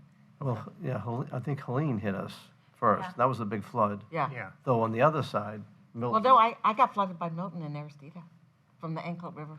So inland, Right. Yeah. Milton. inland The flooding, only reason yes. I said Helene was a Milton storm because surge. It shows Helene as well. Yeah. It captured both. Oh, it's got both. Okay. We can pull those maps and. Yeah, and maybe the other commissioners would like to see it too as they have their Yeah. further discussions on how to help people. I asked the county administrator, my meetings with him yesterday, about information on the hazard mitigation grant money we got. How much did we get? not the CDBG-DR? It varies. I mean, you get an allocation, a proposed allocation from the state, but the state ultimately determines how much they push forward. So for example, I think during one of the storms, Helene and Milton might have been around, there's several $1 million that could be there. These, No, we got like $164 million. yes, I think it was 110, and we had given 10% of that, I think, to Elevate Florida, which was operated by the state. Okay, so we have yet, commissioners, to see the list of projects that we're talking about, because no one's presented it to us. But I'm hopeful that we had a discussion, you're going to show us what we're talking about. Yes. And I mentioned to you before that one of the projects we did with that money that Kevin Guthrie got for us last time was they cleaned out parts of the Anklet River to allow for, evacuation of the waters during when it floods. And I can tell you that the river from Little Road west is just 100% full of trees. Gary Blackwell owns some property that we're working on buying with ELAMP money, and he told me you could just walk all across the river behind him. We have got to get these rivers cleaned out, and that is something you can use the DR money or the hazard mitigation money for. Well, didn't the Army Corps pay for Tarpon Springs to have that whole thing cleaned out? They're dredging. Okay, well, This it's is- dredge this is- too. This isn't Dredge dredging. with trees. What we did with this money was hire a contractor who actually got our inmates, some of them, and they have all this equipment, and they pulled the trees out of the river. You can actually sell that wood. It's beautiful wood. My son used to buy that wood and make chairs out of it in college for money. But we must bring back the flow of the water. And I think we should be approaching the Army Corps. All the rivers. No, Anclote especially, though, let's face it. Yeah. Goes all the way up to Celtic Drive, it's a disaster up there when it gets flooded. But, again, the Army Corps was starting down at Tarpon, was supposed to come all the way up here. Let's bring them up here. For dredging the silt. Yeah. To clean out whether it's silt or whatever's in there Yeah. needs to come out. If So they have money, I don't want to wait, though. We have money. We can get started more. it's choice. It's not expensive. It's not expensive. We'll find out what the status of that is, and, if there's conveyance improvements that can come through that. That's what you're talking about. Okay. And then I told the county administrator, I brought it up here before, but I want to hear from our staff, what is the procedure to get these dark arterial, which is a bigger, collector or arterial? Arterial would be your bigger Is that like roads. Little Road? Yes, that's a county What is arterial. Starkey Boulevard? Probably a county collector, but I'm guessing. Okay. Trouble Creek, what is that? Well, we're going to play Stump the Chump here, right? I need to know. And Trinity Boulevard, I mean, they're pitch black. And that, County engineer's behind you. I know. yeah, and I need him to come. He's not throwing me a lifeline right there, though. Nick, come on up. I gave him a heads up. I was going to ask him to come up and explain the process. Yes, there's currently, and while Nick's on his way up here, currently in the CIP program, there are methods that we go to light streets that are not lit, correct? So there's things that have happened. Nick and I have talked about more complete streets with But we have that regards at the MPO already. to future roads, even with development. So I'd like Nick just to talk a little bit about street lights, lighting, and safety improvements. So Nick, if you could. Yeah, good afternoon. Nick Uren, County Engineer. So Trouble Creek Collector Road. Generally speaking, if it's anything lower than 6 lanes, it's probably a collector road. Okay. As far as it goes. Arterials are usually, at their build-out, they would be either busy 4-lane roads or 6-lane roads. So that's rule of thumb. As far as streetlights, go, we are currently obligating developers who are constructing any of our vision roads, our arterial and collector roads that are 4 lanes wide or wider, to include streetlights as part of the construction. We're also including streetlights on any capital projects that we're doing as a county-administered projects. So we're installing streetlights on 4-lane roads and wider. As far as installing lights on existing roads, we are drafting a policy. And basically, the policy is going to look at 3 key points to prioritize installation of streetlights. How busy is the road? How high is the crash rate at night? And how many driveways are there per mile? like driveway density, which is a surrogate for how many conflict points are you trying to negotiate in the dark. So it's a resource allocation question. We're trying to figure out where are the most important urgent needs for street lighting, and then we allocate dollars to put in the lights. There's a whole second conversation happening simultaneously about the type of installation process that we will follow. 3 options on the table. One is we buy the poles and the lights and we just pay for power. We put them in, we own them, we pay for power, but then we have to maintain those lights and poles with inventory in our shop and whatnot. Becomes an operational expense for the county, but it's frankly cheaper than paying the power companies to lease the poles and the lights. That's option 2. We can pay a power company like REC or TECO and say, you guys go out there, you put in the light poles, you run the wires between them, you put in the luminaires, the light bulbs and whatnot, and we lease those items from you, and we pay the power company to operate and maintain the lights along those corridors. Heavy operational expense, they amortize their capital cost and add a profit margin on top of that. So it's the least cost-effective way to do it, but it's the fastest. Third option that we're exploring, and I know you're going to ask about this, so this is definitely on the table, is what about solar lighting? What if we just plop solar poles and panels along the corridor as a way of illuminating some of these streets? And frankly, all 3 are on the table. We're trying to figure out the most cost-effective way to achieve the outcomes and illuminate the corridors. Okay, and now that we're talking about power poles, I don't know how often you guys now go down Starkey to go home. But if you go down Starkey Boulevard, first of all, wait, don't leave, because this is going to be an engineer question. Starkey Boulevard is designated as a scenic road.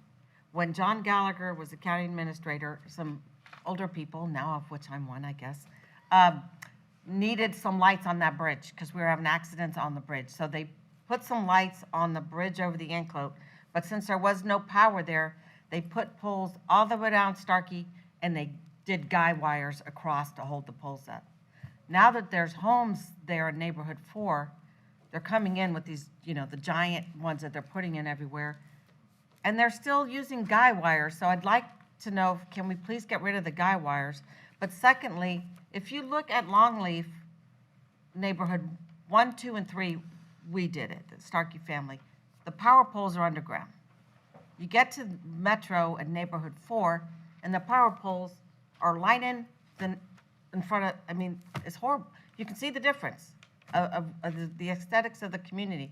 Why do we not, and if you drive around other counties, they all require the poles to be underground in front of a neighborhood like that. I get transmission lines, but why are we still allowing, in this day and age, those poles to be above the ground? So these In your neighborhood, they're not. These would be power poles that we were talking Yeah. about. And I think we do have a land development code regulation for residential where those things are buried. When you get outside of the residential to medium voltage and high voltage, there's an expense there. Sometimes developers will absorb that expense. Some developments you will see those distribution lines that are buried before they go to neighborhoods. If it is this board's desire, we could begin working on a policy or a change to the land development code to mandate that, but right now it is simply a cost-benefit Yes. type. I think that Longleaf is the perfect example of what should not be allowed. So one of the things I did do. You notice that? How do you not notice it? It's like braces right in your face. I did speak with Dr. Bellis to see if perhaps there might be resiliency-type money available, because again, that's a protection of the infrastructure. We're not talking high voltage, right? The very large transmission lines, that is very, very expensive to do that. But when you get along the collector roads and the arterials within the neighborhoods, that's what we're speaking to. And right now, there's not a regulation to it to my knowledge, but if the board would like us to begin drafting something for consideration, we can certainly bring something forward. I'd like to see you bring something back to, let's go Yeah. see what others have done, how they did it. Yep. Listen, we're just little developers, our family. We're not big, ginormous national builders, and we were able to put them underground. So they can put them underground. I think we'd bring something back. I'm good with that. Anything else? That's it. Okay. Commissioner Yeager. Okay. All right, so I had the pleasure of sitting next to Commissioner Oakley and across from Seth. But we did the meet and greet for the, with, a night with Wilton Simpson. That was really nice. So they had the Republican clubs there, and Seth so graciously told anybody if they had any questions to come let us know. So everyone was able to get their questions answered. Who's next to you? Oh, that's Brad. Oh, that's Dr. Zecchi. She went for the school board. Oh, okay. With, for Dr. Legg. Okay, next one. I was at the 18th annual prayer breakfast. That was great. Dr. Legg was the guest speaker, and he had a great story. It was very, very moving. Sheriff Nako was there. Everybody was there. It was a great event. It was beautiful. It was put on by the Y. Then I was at the Pasco EDC holiday social at 4G Ranch. The only picture I took was Joanna and I. So that was all that was on my camera roll.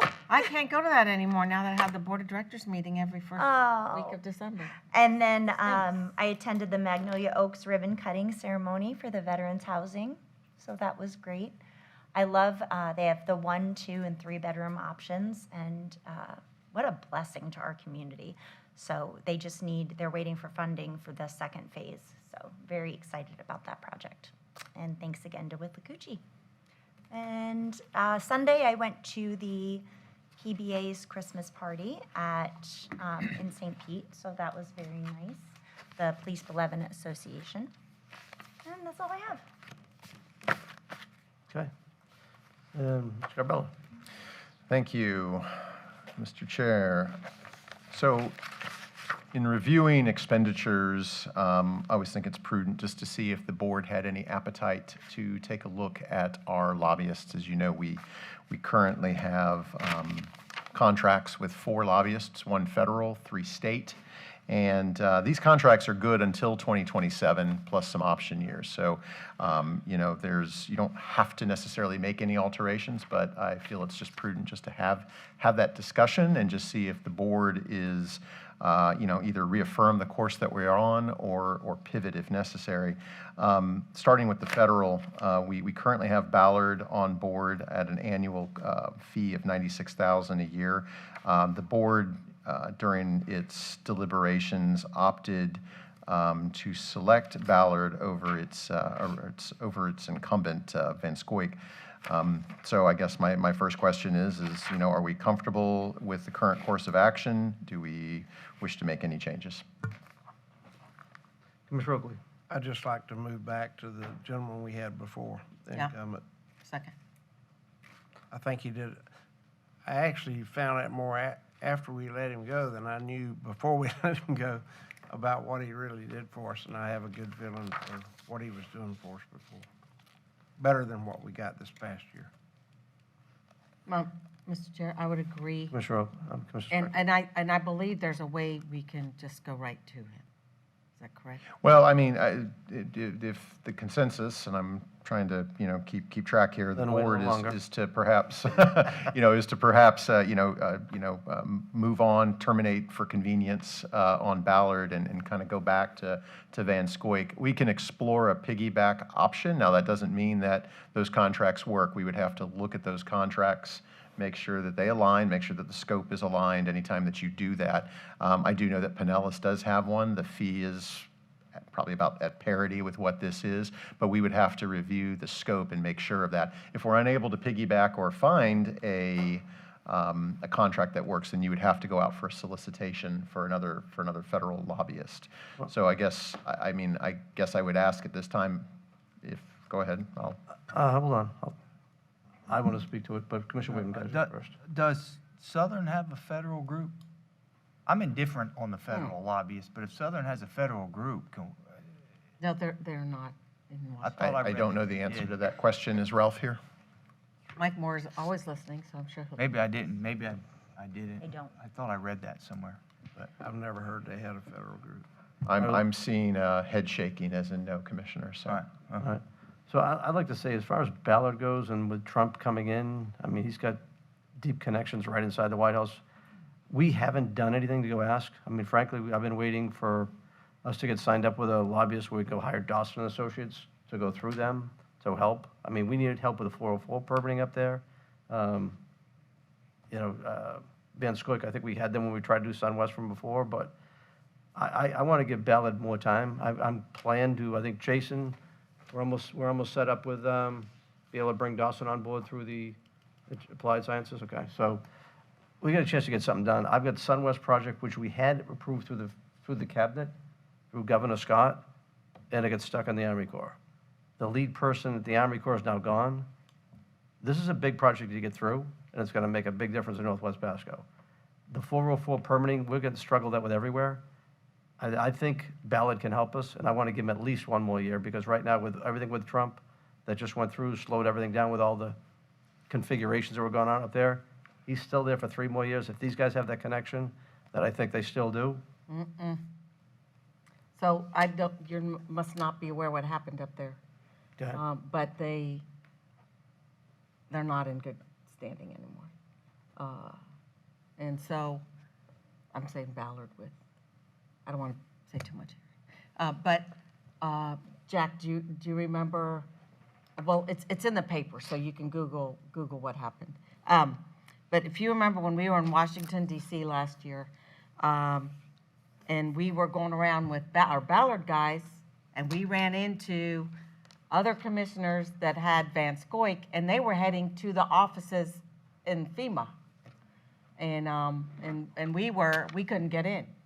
And so I would say that he was much better than Van Scoik, than Ballard, in my opinion. And I did get a follow-up communication from Mr. Moore that basically he said that Southern does have a federal arm. That's all I know. I found our Harry very upstanding, not going to ask us to do anything illegal, and hardworking. So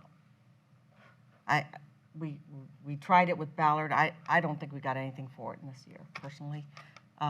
Ralph's the one that deals with them, and so he could say, I think, more, what was your interaction with Ballard versus with Van Scoik? I'm curious, if you don't mind. Also, I have a very good friend who's very connected in the White House, because at one point we were looking at bringing on an in-house federal lobbyist, and I talked to my friend, and he said, absolutely do not do that. That's a waste of your money. I will help you. So. Do what? He said he will help us. Do what? With the things that we need to get done, instead of as a pro bono internal federal. So I asked him to help us with something at a dinner party, and he immediately texted his staff to see if what committees Ashley was on, and I've been to their house, and Ashley's there for dinner, and we really good relationships. All right, why don't we continue this to the next board meeting? Let me have that contact as well, share it with the others, but I'm willing to discuss it further and look into everything. But let's continue with the next meeting. We'll talk about it then. Everyone can do their own research, what they want to do. Commissioner Yeah, Whitman? Chair, I mean, learning that Southern, very pleased with Southern at the state level. I mean, I'd like to see what the opportunities are budget-wise at the federal level, and who their team is for taking a look at it. And we just consolidate contracts. If there's an appetite for it. I don't.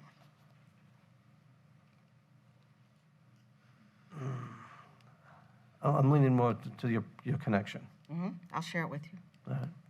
So why don't we continue this? We'll bring it back for an item next Okay, board so I will bring back Ralph didn't get an item on, an item related to the federal lobbyist discussion, and I'll craft something up that tries to tie in at least some things that I've heard today. And maybe that's the answer for the second one, but I would like to discuss the state lobbyists as well. As you are aware, we originally had one lobbyist. That was Sunrise Consulting. It's been a long time. We went through the selection process with the idea to select perhaps an additional lobbyist, and the board opted to hire 3 lobbyists. And so I guess it's the same question. Each of those firms, Sunrise, Southern, and Advocacy Partners, each have a fee of $60,000 each. And my question to the board is the same. Do we wish to maintain those existing contracts or terminate one or more for convenience or do something different? I would punt that to January as well. Commissioner Yeager. I will restate I'm for having 2 lobbyists, not 3. I don't think we had our return on our investment on 3 lobbyists. I think it's unnecessary, and with the county trying to cut costs, I think it's just an added expense that we don't need. Commissioner Oakley. I also believe that we need to just have 2 instead of 3. Sean Foster has done a great job for the county for a long time, and I believe Southern has come forth and done also as well. Tallahassee, they seem to show up sometimes, but then we didn't know who they were or what they were doing there because we didn't know the person they sent to some of our meetings, and so I'm satisfied with the 2, Sunrise and Southern. Commissioner Waitman. Thanks, Chair.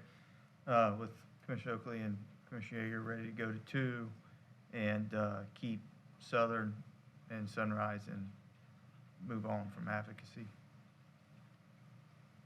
And I'll say that, I think Sunrise and Southern have been great. I think that you need to appreciate, every zoning we go through, what do we deal with? Live local, live local. I think it could have got a lot worse in Tallahassee if we didn't have the advocacy group fighting with the governor to listen to what we're doing. That can still come up again with all the cuts they're going to go try to do. I think you need the voice closer to the governor, which is the reason I wanted them added from the get-go, because you can have 2 branches, you don't have that 3rd one, could cost us a lot of money, a lot more than what we're paying these guys. And if the 3 of them, they all work together great, I think it's easily the best money we're spending on anything we're doing. Well, Live Local, we're ready to fire a lawsuit, at least I am. I was hoping to beat Hillsborough. I don't think we will. A little jealous, but I didn't, from my office's standpoint, no updates out of the advocacy group. We got updates from Sunrise and Southern regularly, and from a customer experience, it fell flat. Well, I think, the responses, I think we're supposed to have one group that was going to be leading with all of us rather than all 3 of them. So maybe Southern and Sunrise jumped in more, but I'm telling you, for the back of the situations working with the governor's office, you may not see it, they may not come to the meetings, but they're in there. And I'll tell you, they were fighting for us. Commissioner Starkey. I agree with you, but I wouldn't cut just a session starting. If I was going to pare from 3 to 2, I'd do it after July 15th and see who worked for us and what did we get. Why cut it when you're just going for your appropriation? That's a brilliant idea. Yeah, so I would say let's relook at that, and everyone really pay attention. I think you should maybe even test our lobbyists with special requests and see how they come through. But I would suggest we revisit this on July 16th. Just one thing I want to add is that we're going to be fiscally responsible, and we're supposed to be trying to cut costs right now, and that's an easy way. I don't feel like we need 3. We've been operating on 2. Operating on 1. Or 1, I mean, yeah. and we did really well. I just think responsibility-wise, we only need 2. But And I'm going to agree with you on the updates. I don't want 3. I just want 1. So, and I think that they had kind of delegated it to Sean, but we were just getting the Southern ones because they do it for all their clients. I'm sure if we asked the advocacy group to give their update, they'd send us, because that's a standard thing they're pumping out for all their clients. They were supposed to be doing that all along, but Yeah. we didn't hear much. So let me throw one thing to you. So when we had Live Local that was live, when Pasadoma was pushing it through, and I'm meeting in there with Oh, yeah, how was that? Pasadoma, with Sean, right? Yeah. And what did Pasadoma do? See, She was an angry all woman. day, wasn't going to hear it. Yeah. Talk to my staff, and she did exactly what she wanted to do. Even though she said she was going to change it, she didn't change it.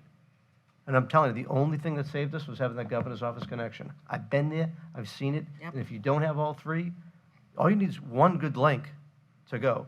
But if you don't have the governor's office with you, anything can go.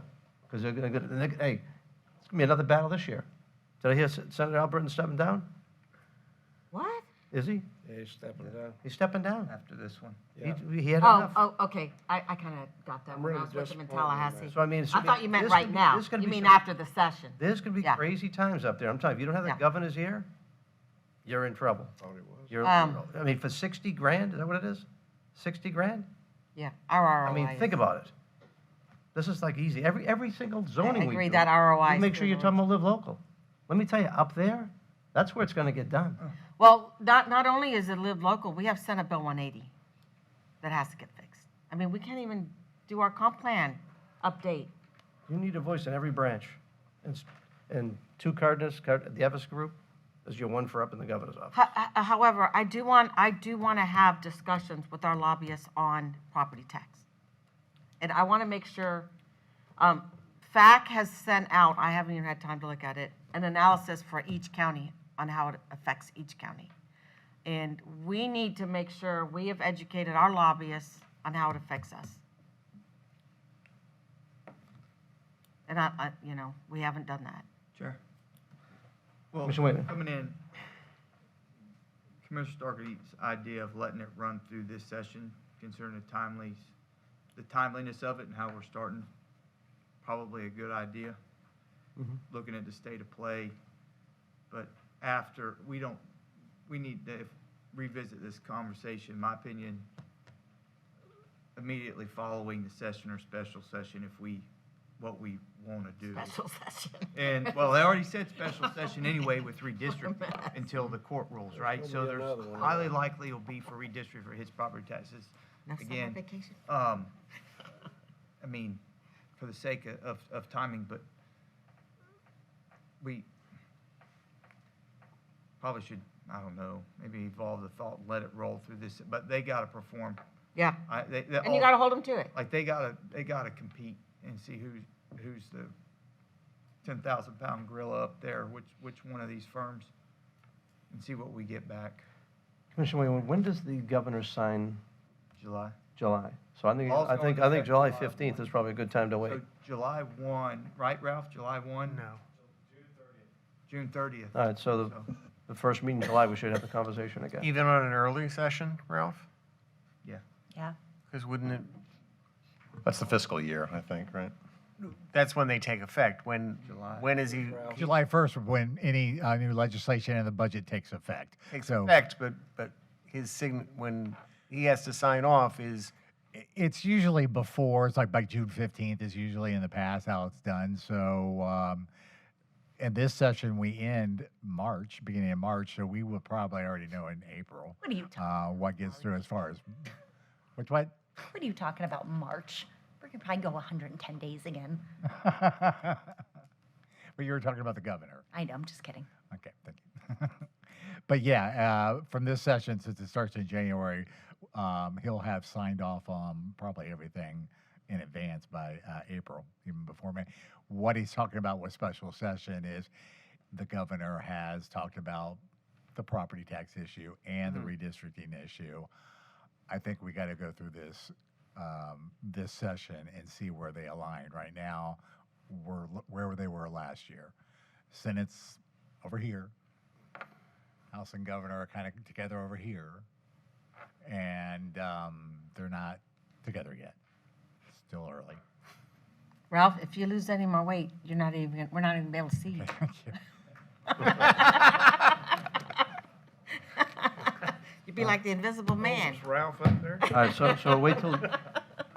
we'll wait till July to talk about the So state. July for state and we'll- January for and federal. January for the federal. And we'll bring back some additional All right, options. to and if you discuss. would, Commissioner Starkey, you just get me that information about their Oh, yeah, contact there? yeah. Okay.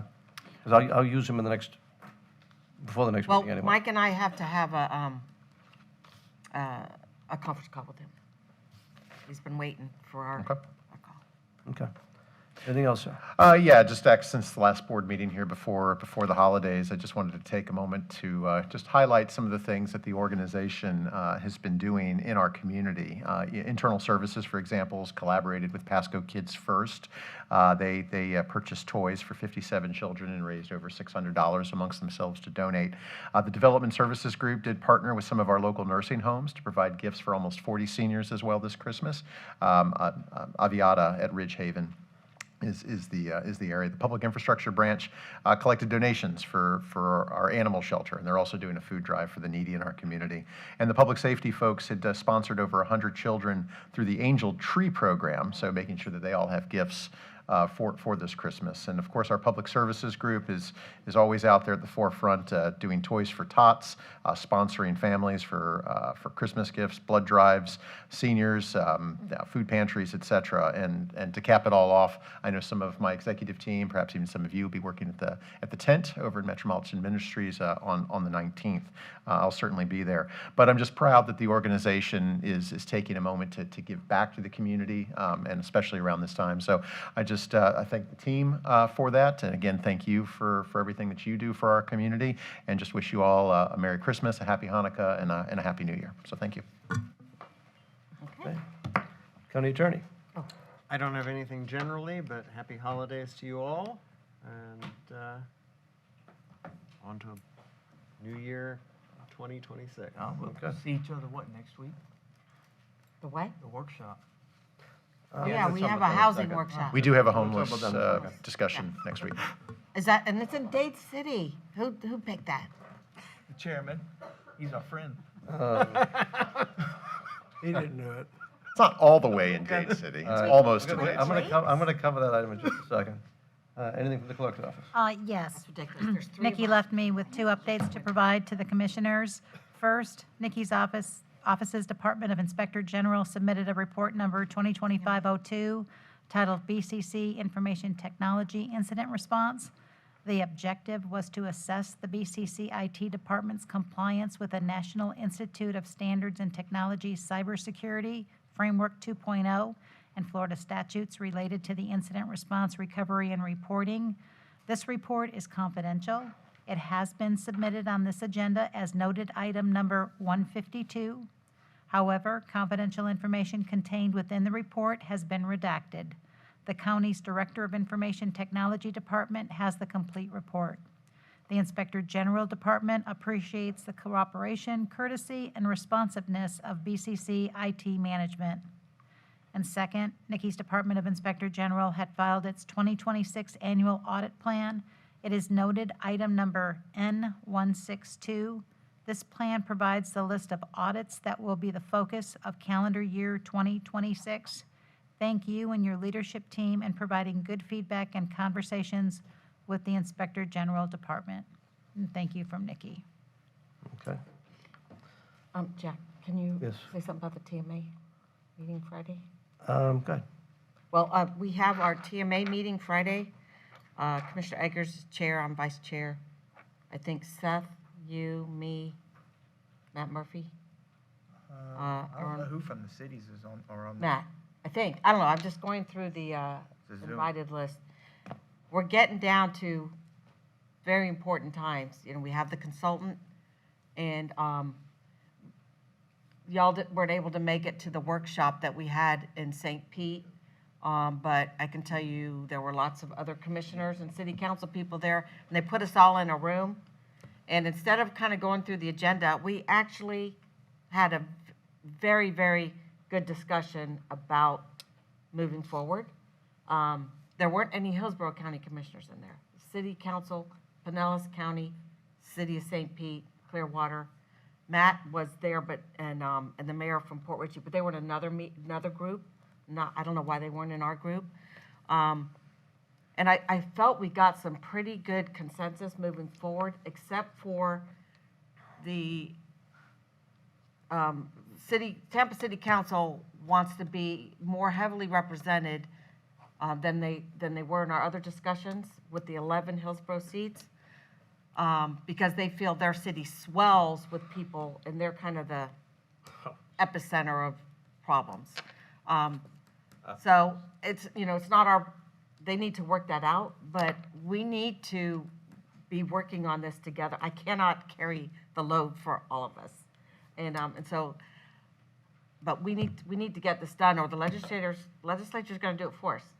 And that's what I've been told. So I hope that we really do get engaged. And what really needs to be a topic on our tri-county meeting coming up, and we need to make sure we get as many commissioners there as possible, because this is coming, and we need to be heard, and we need to hear the others, and we need to find a solution to move forward, because we are leaving tens and tens of millions of dollars in Washington for other areas that we could be bringing here. So it's only an hour meeting for us, but it's Friday in Tampa at the Hillsborough Authority, Tampa, Hillsborough. Expressway. Yeah, I have no idea where they're. I'm ready to make a decision. It's my a joint opinion, decision. The meetings we keep talking about waiting on City of Tampa. Like, when do we just give City of Tampa the boot and make the call? Well, we can't, Hillsborough and Tampa has a poison pill for Hillsborough. They don't have a poison pill for us in Pinellas. So, but I do believe that we have to make a decision fairly soon. Well, they need to say when, because Well, we've been talking about it for 2 years now. Yeah, And it's like, let's make a dadgum decision. So this is the MPO? TMA, which comes up to MPO, and then we vote as an MPO, and then, This is the transportation management. yeah, It's about becoming A? one. yeah. It's the consolidation of the MPO. It's kind of like the replacement Oh, of well, T-BARTA. That's why I'm saying the MPO, but Yeah. the fact of it is, It's, so few people made that meeting and I was out of town, but No. I don't know how you're gonna ever get, with so many different members on each group, I don't know how you're gonna get a quorum to be able to act on anything. Well, we'll be voting on it soon here at our MPO. And we don't do it here. We do it at our MPO. Yeah. right. But it's coming, and so Well, part of our only so saving these last few grace meetings is, are very important. Pinellas County and Pasco County have always worked together very well. That's our fallback, yeah. Yeah. But in my opinion, the solution for the region is gonna begin in Tampa. Well, they know. Because it's gotta be a spoke, right? And so, They know it. That's why they're playing the cards the way they are. I mean, Yeah, unless. they don't wanna do some of this unless they get. it's a little fight between Hillsborough and Tampa City. And sadly, Tampa would benefit the most for this consolidation Yes. to happen. 'cause So they'll we get need the- to they'll get the make sure first they big hear that. chunks. Oh, yeah. Yeah, All right, so let's try to make it to that meeting. yeah. And have Then you can go have this- Christmas shopping and When's that gonna be? It's Friday. You can This- just this Zoom Friday, or in person. Friday morning. Okay. This coming Friday? All right, is there anyone from the sheriff's office here other than the bailiff? Thank you, sir. Okay, so we'll go to my items. So Tuesday's workshop. I don't know about you guys' schedule, but mine's like booked, and I actually have an opportunity to go do something for the county that I'd like to do, but does anyone feel strongly about delaying this workshop, or you guys want to have it? I'm indifferent. If we reschedule it, though, it has to be in Eastside. No. That's the deal. We could regularly schedule them in Land O'Lakes. Land if O'Lakes that would work. pleases That's the the board. deal. When is that Ridge Well, Road gonna be? reschedule the Land Lakes. Why can't it be in Wilton coming soon? Simpson, Keep moving. Senior Center? Kathy, It's a can you, compromise, come can on. you see if that, our call with Kansas City was canceled? I just got an email. I'm good with waiting, and I'll tell you why. I went to Kansas City, and Brad and I, we walked 5 miles. We did not see any homeless, no one panhandling. Like, I was completely blown away and impressed. So I reached out to Kansas City to get a call about with their homeless.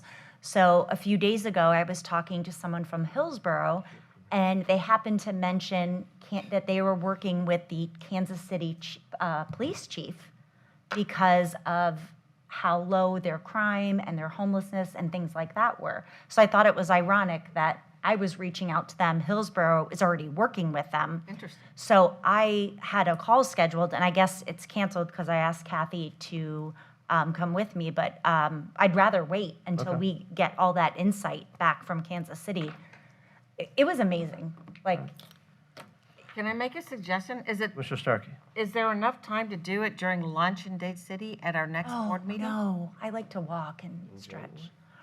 No? All right, I'm just trying to combine them. All right, let's go All right. after the first year. So we can do after I mean, we have January 13th and February 10th. Typically, one of those, we will do some budget things, so it could be a combined workshop, if that's okay with the board. But right. happy to do that and push it in Lando Lakes, if that will either Mr. Wayman? appease some of you or, Speaking of combined, I'm good with Land Lakes. if we, staff and board for consideration, if we have a workshop or two, like I'd rather, instead of stringing them out, consolidate meetings on a day that we're all figuring out how to get where and make the most of it if there's time. yeah, workshops do not have to be single matter. You know, we've kept it that way. There's been depth and it allows for longer discussion, but that's entirely the board's prerogative. There needs to be food and stretching. Food, stretching, not in Dade City, in Dade City. What else? No, yes, we can make that. We'll figure it out. All right, good. All right. So at FAC, I was going to go to it. I went to one day, just so everyone knows, but I had an estuary meeting one day and a CDBG DR meeting for the nighttime, which was I was able to hang around, but I thought it was productive. And just to give FAC a credit, as you just mentioned, NACO was very effective in helping the states get the money from the feds directly instead of going through the state. Well, FAC did the same thing, helping us get the Restore Act committee set up with the 23 counties to get the money direct as well, for at least 35% of it. So that does bode well. One thing you mentioned about as far as doing the plants and shrubs, I mean, the landscaping grant for the Land O'Lakes Veterans Place. No, it's not Land Lakes. It's right here on Massachusetts. Magnolia Oaks, okay. Magnolia Oaks. So one of Could even be bamboo. the problems with the way it's written, the way it's set, even if you want to put that in there with our property, you can't put plants and shrubs in. No, well, we can cannot. with our landscaping grant. We can't do it with the tree mitigation money. Right, so I want to say, I've reached out to the TBBA to try to get them to send us a letter that they'd be okay with us using plants and shrubs, so when I get a project, we can fund the whole thing. The reason why I don't want to do that, TBBA, Tampa Bay Builders. Yeah. No, the reason I don't want it to go to plants and shrubs, because it'll be gone like that. And the reason we have it is to replace the tree canopy. So I wouldn't not support that. Because the bushes are going to cost more than the trees. And if you look around at our businesses, they're letting them all die. Yeah, I wouldn't be in favor of that. So let me have you go in front of the courthouse right out here, and what do you see out there? You see some nice palm trees, mulch. So our own grounds, we can't maintain them, and we can't use this fund. I don't want to use taxpayer money to go put new shrubs out there to make it look better again.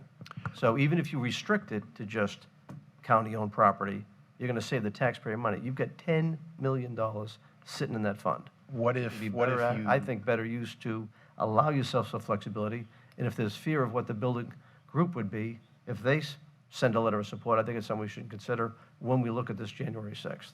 What if you crafted a policy that allowed for, ancillary landscaping associated with the planting of trees as, say, a percentage of the project, or there's something like that? That way If it it's was on not. county property, County property. and it has to be irrigated. Okay. Sure. Commissioner Waitman. So, there's a rabbit hole. So to beef this up, when we toured the jail, I mentioned this to Eric. We had at our public safety meeting, our inmate hours, I wish our inmate work hours could be higher, but the only way that can happen is if we have more corrections officers to be with inmates out in the field. And obviously, we're short-staffed. But what if we took some of the money, the tree mitigation money, and used some of the land out by the jail and supplemented the tree mitigation fund with our inmates, and actually starting not to compete with garden centers or around the county, but starting to use that money, and we can start growing some of the shrubbery and whatnot that we need for this county. And it gives them something to do. They're learning a skill. Maybe it gets some of our land. They used to have a tree farm out there. I mean, what did we pay for historic courthouse? $600,000 or $800,000, the contract we just approved. Whittle down some of those, and then if we have, as our businesses are up and running, and if they get popped by code and have a $20,000 landscape bill, find a way just to help them out. The small businesses, truly small businesses, get on their feet, but there's plenty of hands and there's plenty of property out there. I think we have enough that we could just do our own. And the startup money's in the trust fund to do it, so it grow it. But Eric, I don't know if Eric.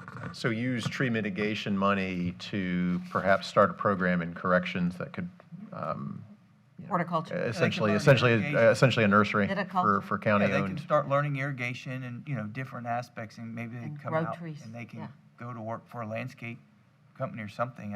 I don't know, but you just have a lot of hands there that can go to work, and if we don't have the officers to put them to work to help clean up our county, the way they can do it is using the land that we have, and then our land, third-party landscapers, whoever, can come pick up what they need and beautify our spaces. Let me discuss with the team, and we can bring something back to the board for consideration, of course. Okay. They also used to have a program at the jail where they built picnic tables Yep. and Have Adirondack chairs. We have those. And I think they stopped it. I'd like workforce training at the jail. And our kids have a picnic table, a little kid picnic table, and we've had it for years. It's great. And Gina, do you have some pictures they had from DC? Good. So we put together the landscaping irrigation ordinance years ago, right?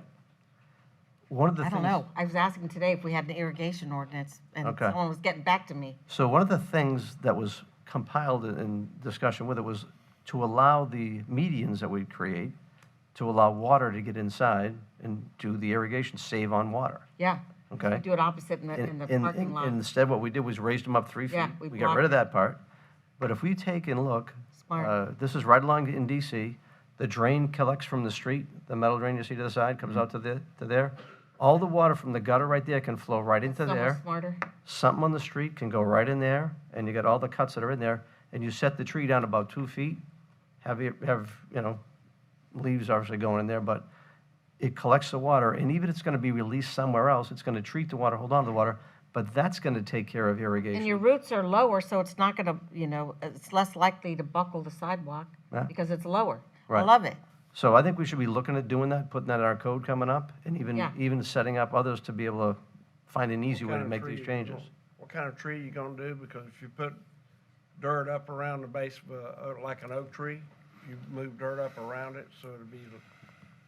This is new planting. Yeah, This and is it probably new wouldn't, you planting. probably wouldn't do an oak tree, you'd probably Yeah, do but something you can't do else. it- You can't do an oak tree, it'll die. Yeah, so I wouldn't do the Doesn't oak, No, but but you could plant an oak tree in that, No, a new oak tree. not if you bury the base of it. Well, you're putting the root ball in the dirt. I don't understand if, Well, You then either the bury it base is here above- or here. The base is above it. If you're just doing the root ball, that's for a fine, landscaper to, So, and I might have missed it, but I think you saw something like this up in Rhode Island?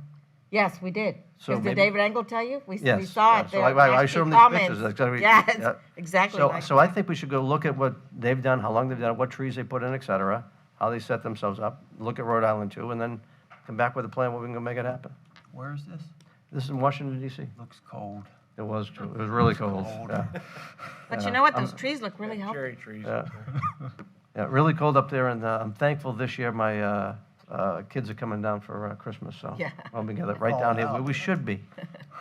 So with that, that's all I have. I want to say it's been, actually, we did have the senior games yesterday at Plantation Palms. I shot one of the worst scores of my life. Oh, my husband So- came in second in his senior games. Yeah, I was probably second from the bottom. It was like a rare thing for him. Anyway, so it was a great turnout there. They ran a good tournament. Games are going on, so all sorts of stuff's happening around the county. Oh, you mean the senior tourism? Senior, yes, for tourism. Okay. So, and I've got the appointments for the board. I only made a couple of changes. I'll read them off to you real quick. Everything's the same, though Commissioner Waitman, I was sitting on the insurance selection committee. Once or twice a year they meet. You can do it, great if you can. I don't mind doing it, but it's not a big thing. I wanted to take over the Pasco Economic Development Council and Tourist Development Council. And Commissioner Yeager, I was going to put you on to Tampa Bay Water. Oh, that'd be good. That's fine. Is it a big board? 9? It is. Yeah. 9 people. They want you And you'll meet all there. the commissioners. 9 people. together. I want you there. Yeah. It's close to you as far as everyone else, but I think it'd be good for you.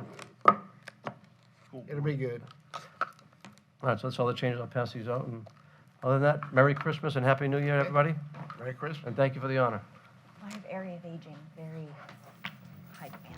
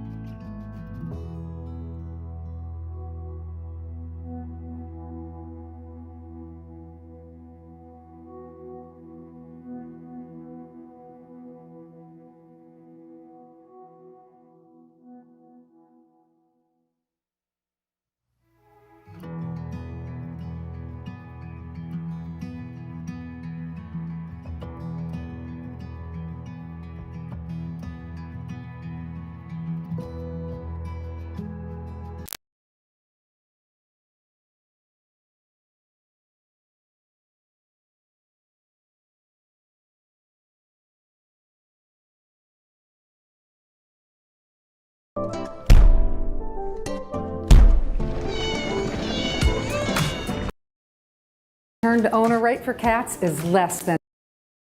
Means if you bring a community cat to our shelter, it's not likely they'll end up being returned to their caregivers. Cats in our communities often have one or more caregivers, and they usually hang out in their home area. The best thing to do for these cats is to leave them be. Share that message and you too can help battle pet overpopulation. If you're concerned the kittens have really been orphaned, meaning they haven't been moved, or you're sure mom hasn't been back in at least 8 consecutive hours, then you can step in and care for the kittens. Animal Services offers resources on our website about kitten fostering, spay and neuter services, trap rentals, and vaccinations. Whether you have a single community cat or a bunch of kitties, we encourage you to contact us at 813-929-1212 or through our website for more information on our SNP, Trap, Neuter, Vaccinate, Release program. This means healthier and fewer community cats in your neighborhood. Healthier because we can prevent diseases like rabies, and fewer because all of the cats that we treat are also spayed and neutered. Cats are eligible for the program at 8 weeks old. Pasco County is a strong and growing community, and through our combined efforts, we can help save lives with 3 simple words. Leave them be.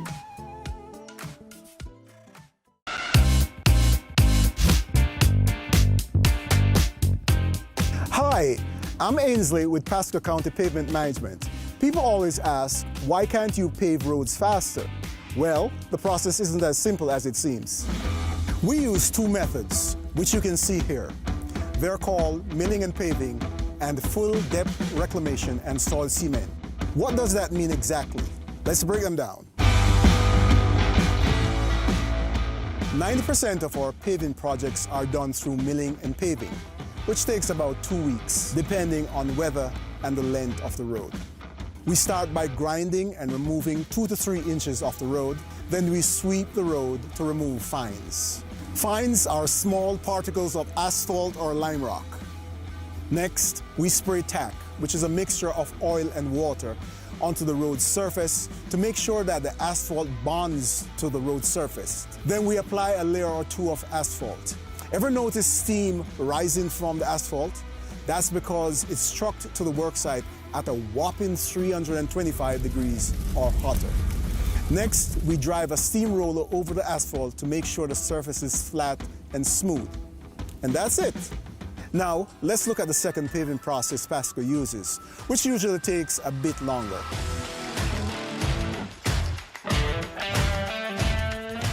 Our geotechnician team drills into the roadway at the job site and takes samples to a lab to help us determine what mix to use. Then we create a mix to use on the road from materials we salvage from the pre-existing road. A machine grinds 10 inches into the road base, feeding all that material into a giant mixing machine, where it mixes with other ingredients before being spread onto the road. The surface has to be set for a few days, and then our team returns to the site to test the road's strength. If it gets 2 thumbs up, we grind 2 inches off the base, sweep the fines, and add the tack and lay the asphalt. So those are the 2 ways Pasco works to make your commute a whole lot smoother.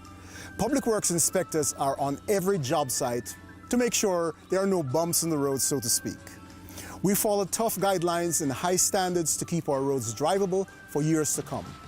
To learn more about Pasco County's paving process, please visit mypasco.net, and thank you for watching.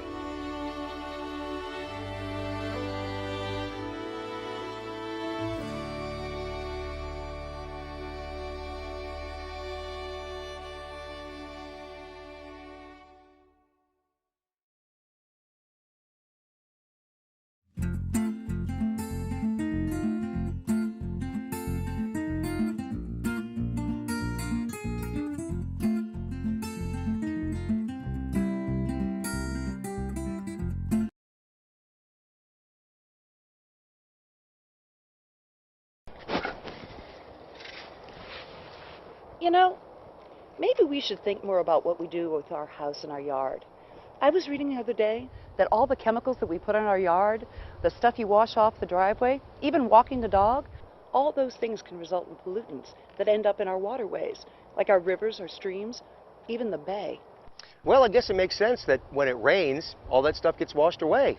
I guess it's got to end up somewhere. That's true, and we're all contributors. It's a shame. We love living near the water, but it's us that ends up polluting it. Well, then maybe we should learn more about these pollution sources and what we can do to reduce our contribution. It sounds like a great idea.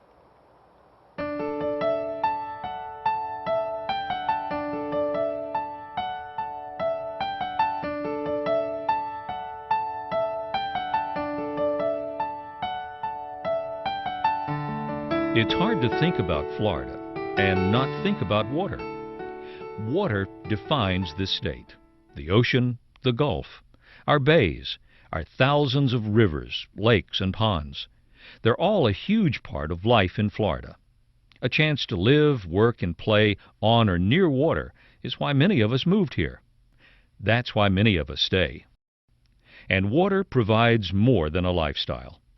In Florida, it provides livelihood. Water is crucial to our tourism, agriculture, fisheries, and many industries, all main components of Florida's economy. Florida simply wouldn't be Florida without water. That's why preventing water pollution is important to all of us. For much of the 20th century, industrial waste and sewage were main causes of water pollution. Some manufacturers routinely dumped harmful chemicals and other materials into the nearest river or lake. Cities often did the same with raw or barely treated sewage.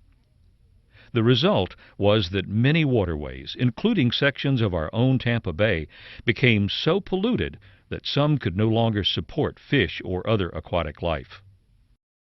But by the 1970s, in large part due to the burgeoning environmental movement, public awareness about the impact of water pollution began to grow. Shifting public opinion prompted new rules and regulations, so that by the 1990s, state and federal governments had cleaned up most of the obvious pollution sources. While those actions helped greatly, the problem of water pollution has not gone away. Today, the largest source of pollution for most parts of Florida, including Tampa Bay and the rivers, lakes, and streams that drain into it, is what we call stormwater pollution. Stormwater is simply rainwater after it hits the ground.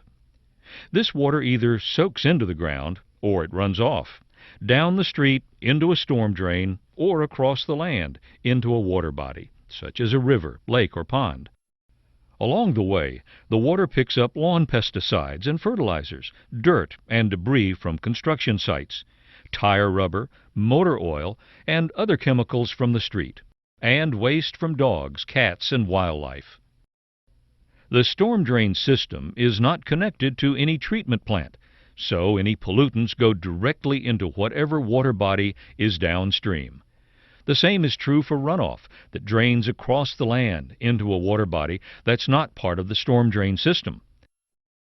This means the pollutants are reaching many of the same places where we like to swim, boat, and fish with our families and friends. And the pollution source doesn't have to be in the immediate area. Our rivers, lakes, and streams receive their water from a watershed. A watershed is the area over which water flows before eventually reaching a common, larger body of water, such as a bay or gulf. Pollutants initially draining into one body of water could end up affecting another body of water dozens of miles away. What's the impact of water pollution? In some cases, it's mostly aesthetic. The water may smell bad or have a strange color. But even if the pollution has no immediate impact on fish or other aquatic life, it can still diminish our enjoyment and use of the water. And many times the pollution's effect is much more severe. Chemicals can cause fish kills and endanger other animals that live near or depend on the water. Debris can clog the water's natural flow, which can cause flooding. Debris also can disrupt and sometimes change the surrounding ecosystem. Excess nutrients from fertilizers and animal waste can produce abnormal vegetation blooms, which can choke off a water body's natural plant and animal populations. In short, water pollution can ruin the very thing that makes Florida, Florida.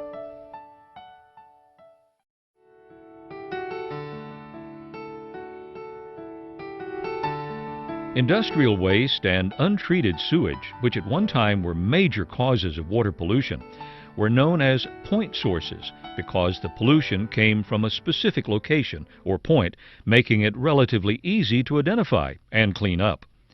Stormwater runoff, now Florida's largest cause of water pollution, is a non-point source. This means the pollution is usually spread across a wide area, and as a result, it's much harder to clean up. Polluted stormwater runoff can have many adverse effects on plants, fish, animals, and people. Sediment can cloud the water and make it difficult or impossible for aquatic plants to grow. Sediment can also destroy aquatic habitats. Excess nutrients can cause algae blooms. When algae die, they sink to the bottom and decompose in a process that removes oxygen from the water. Fish and other aquatic organisms can exist in water with low oxygen levels. Bacteria and other pathogens can wash into swimming areas and create health hazards, often making beach closures necessary. Debris, like plastic bags, six-pack rings, bottles, and cigarette butts, washed into water bodies can choke, suffocate, or disable aquatic life, like ducks, fish, turtles, and birds. Polluted stormwater often affects drinking water sources.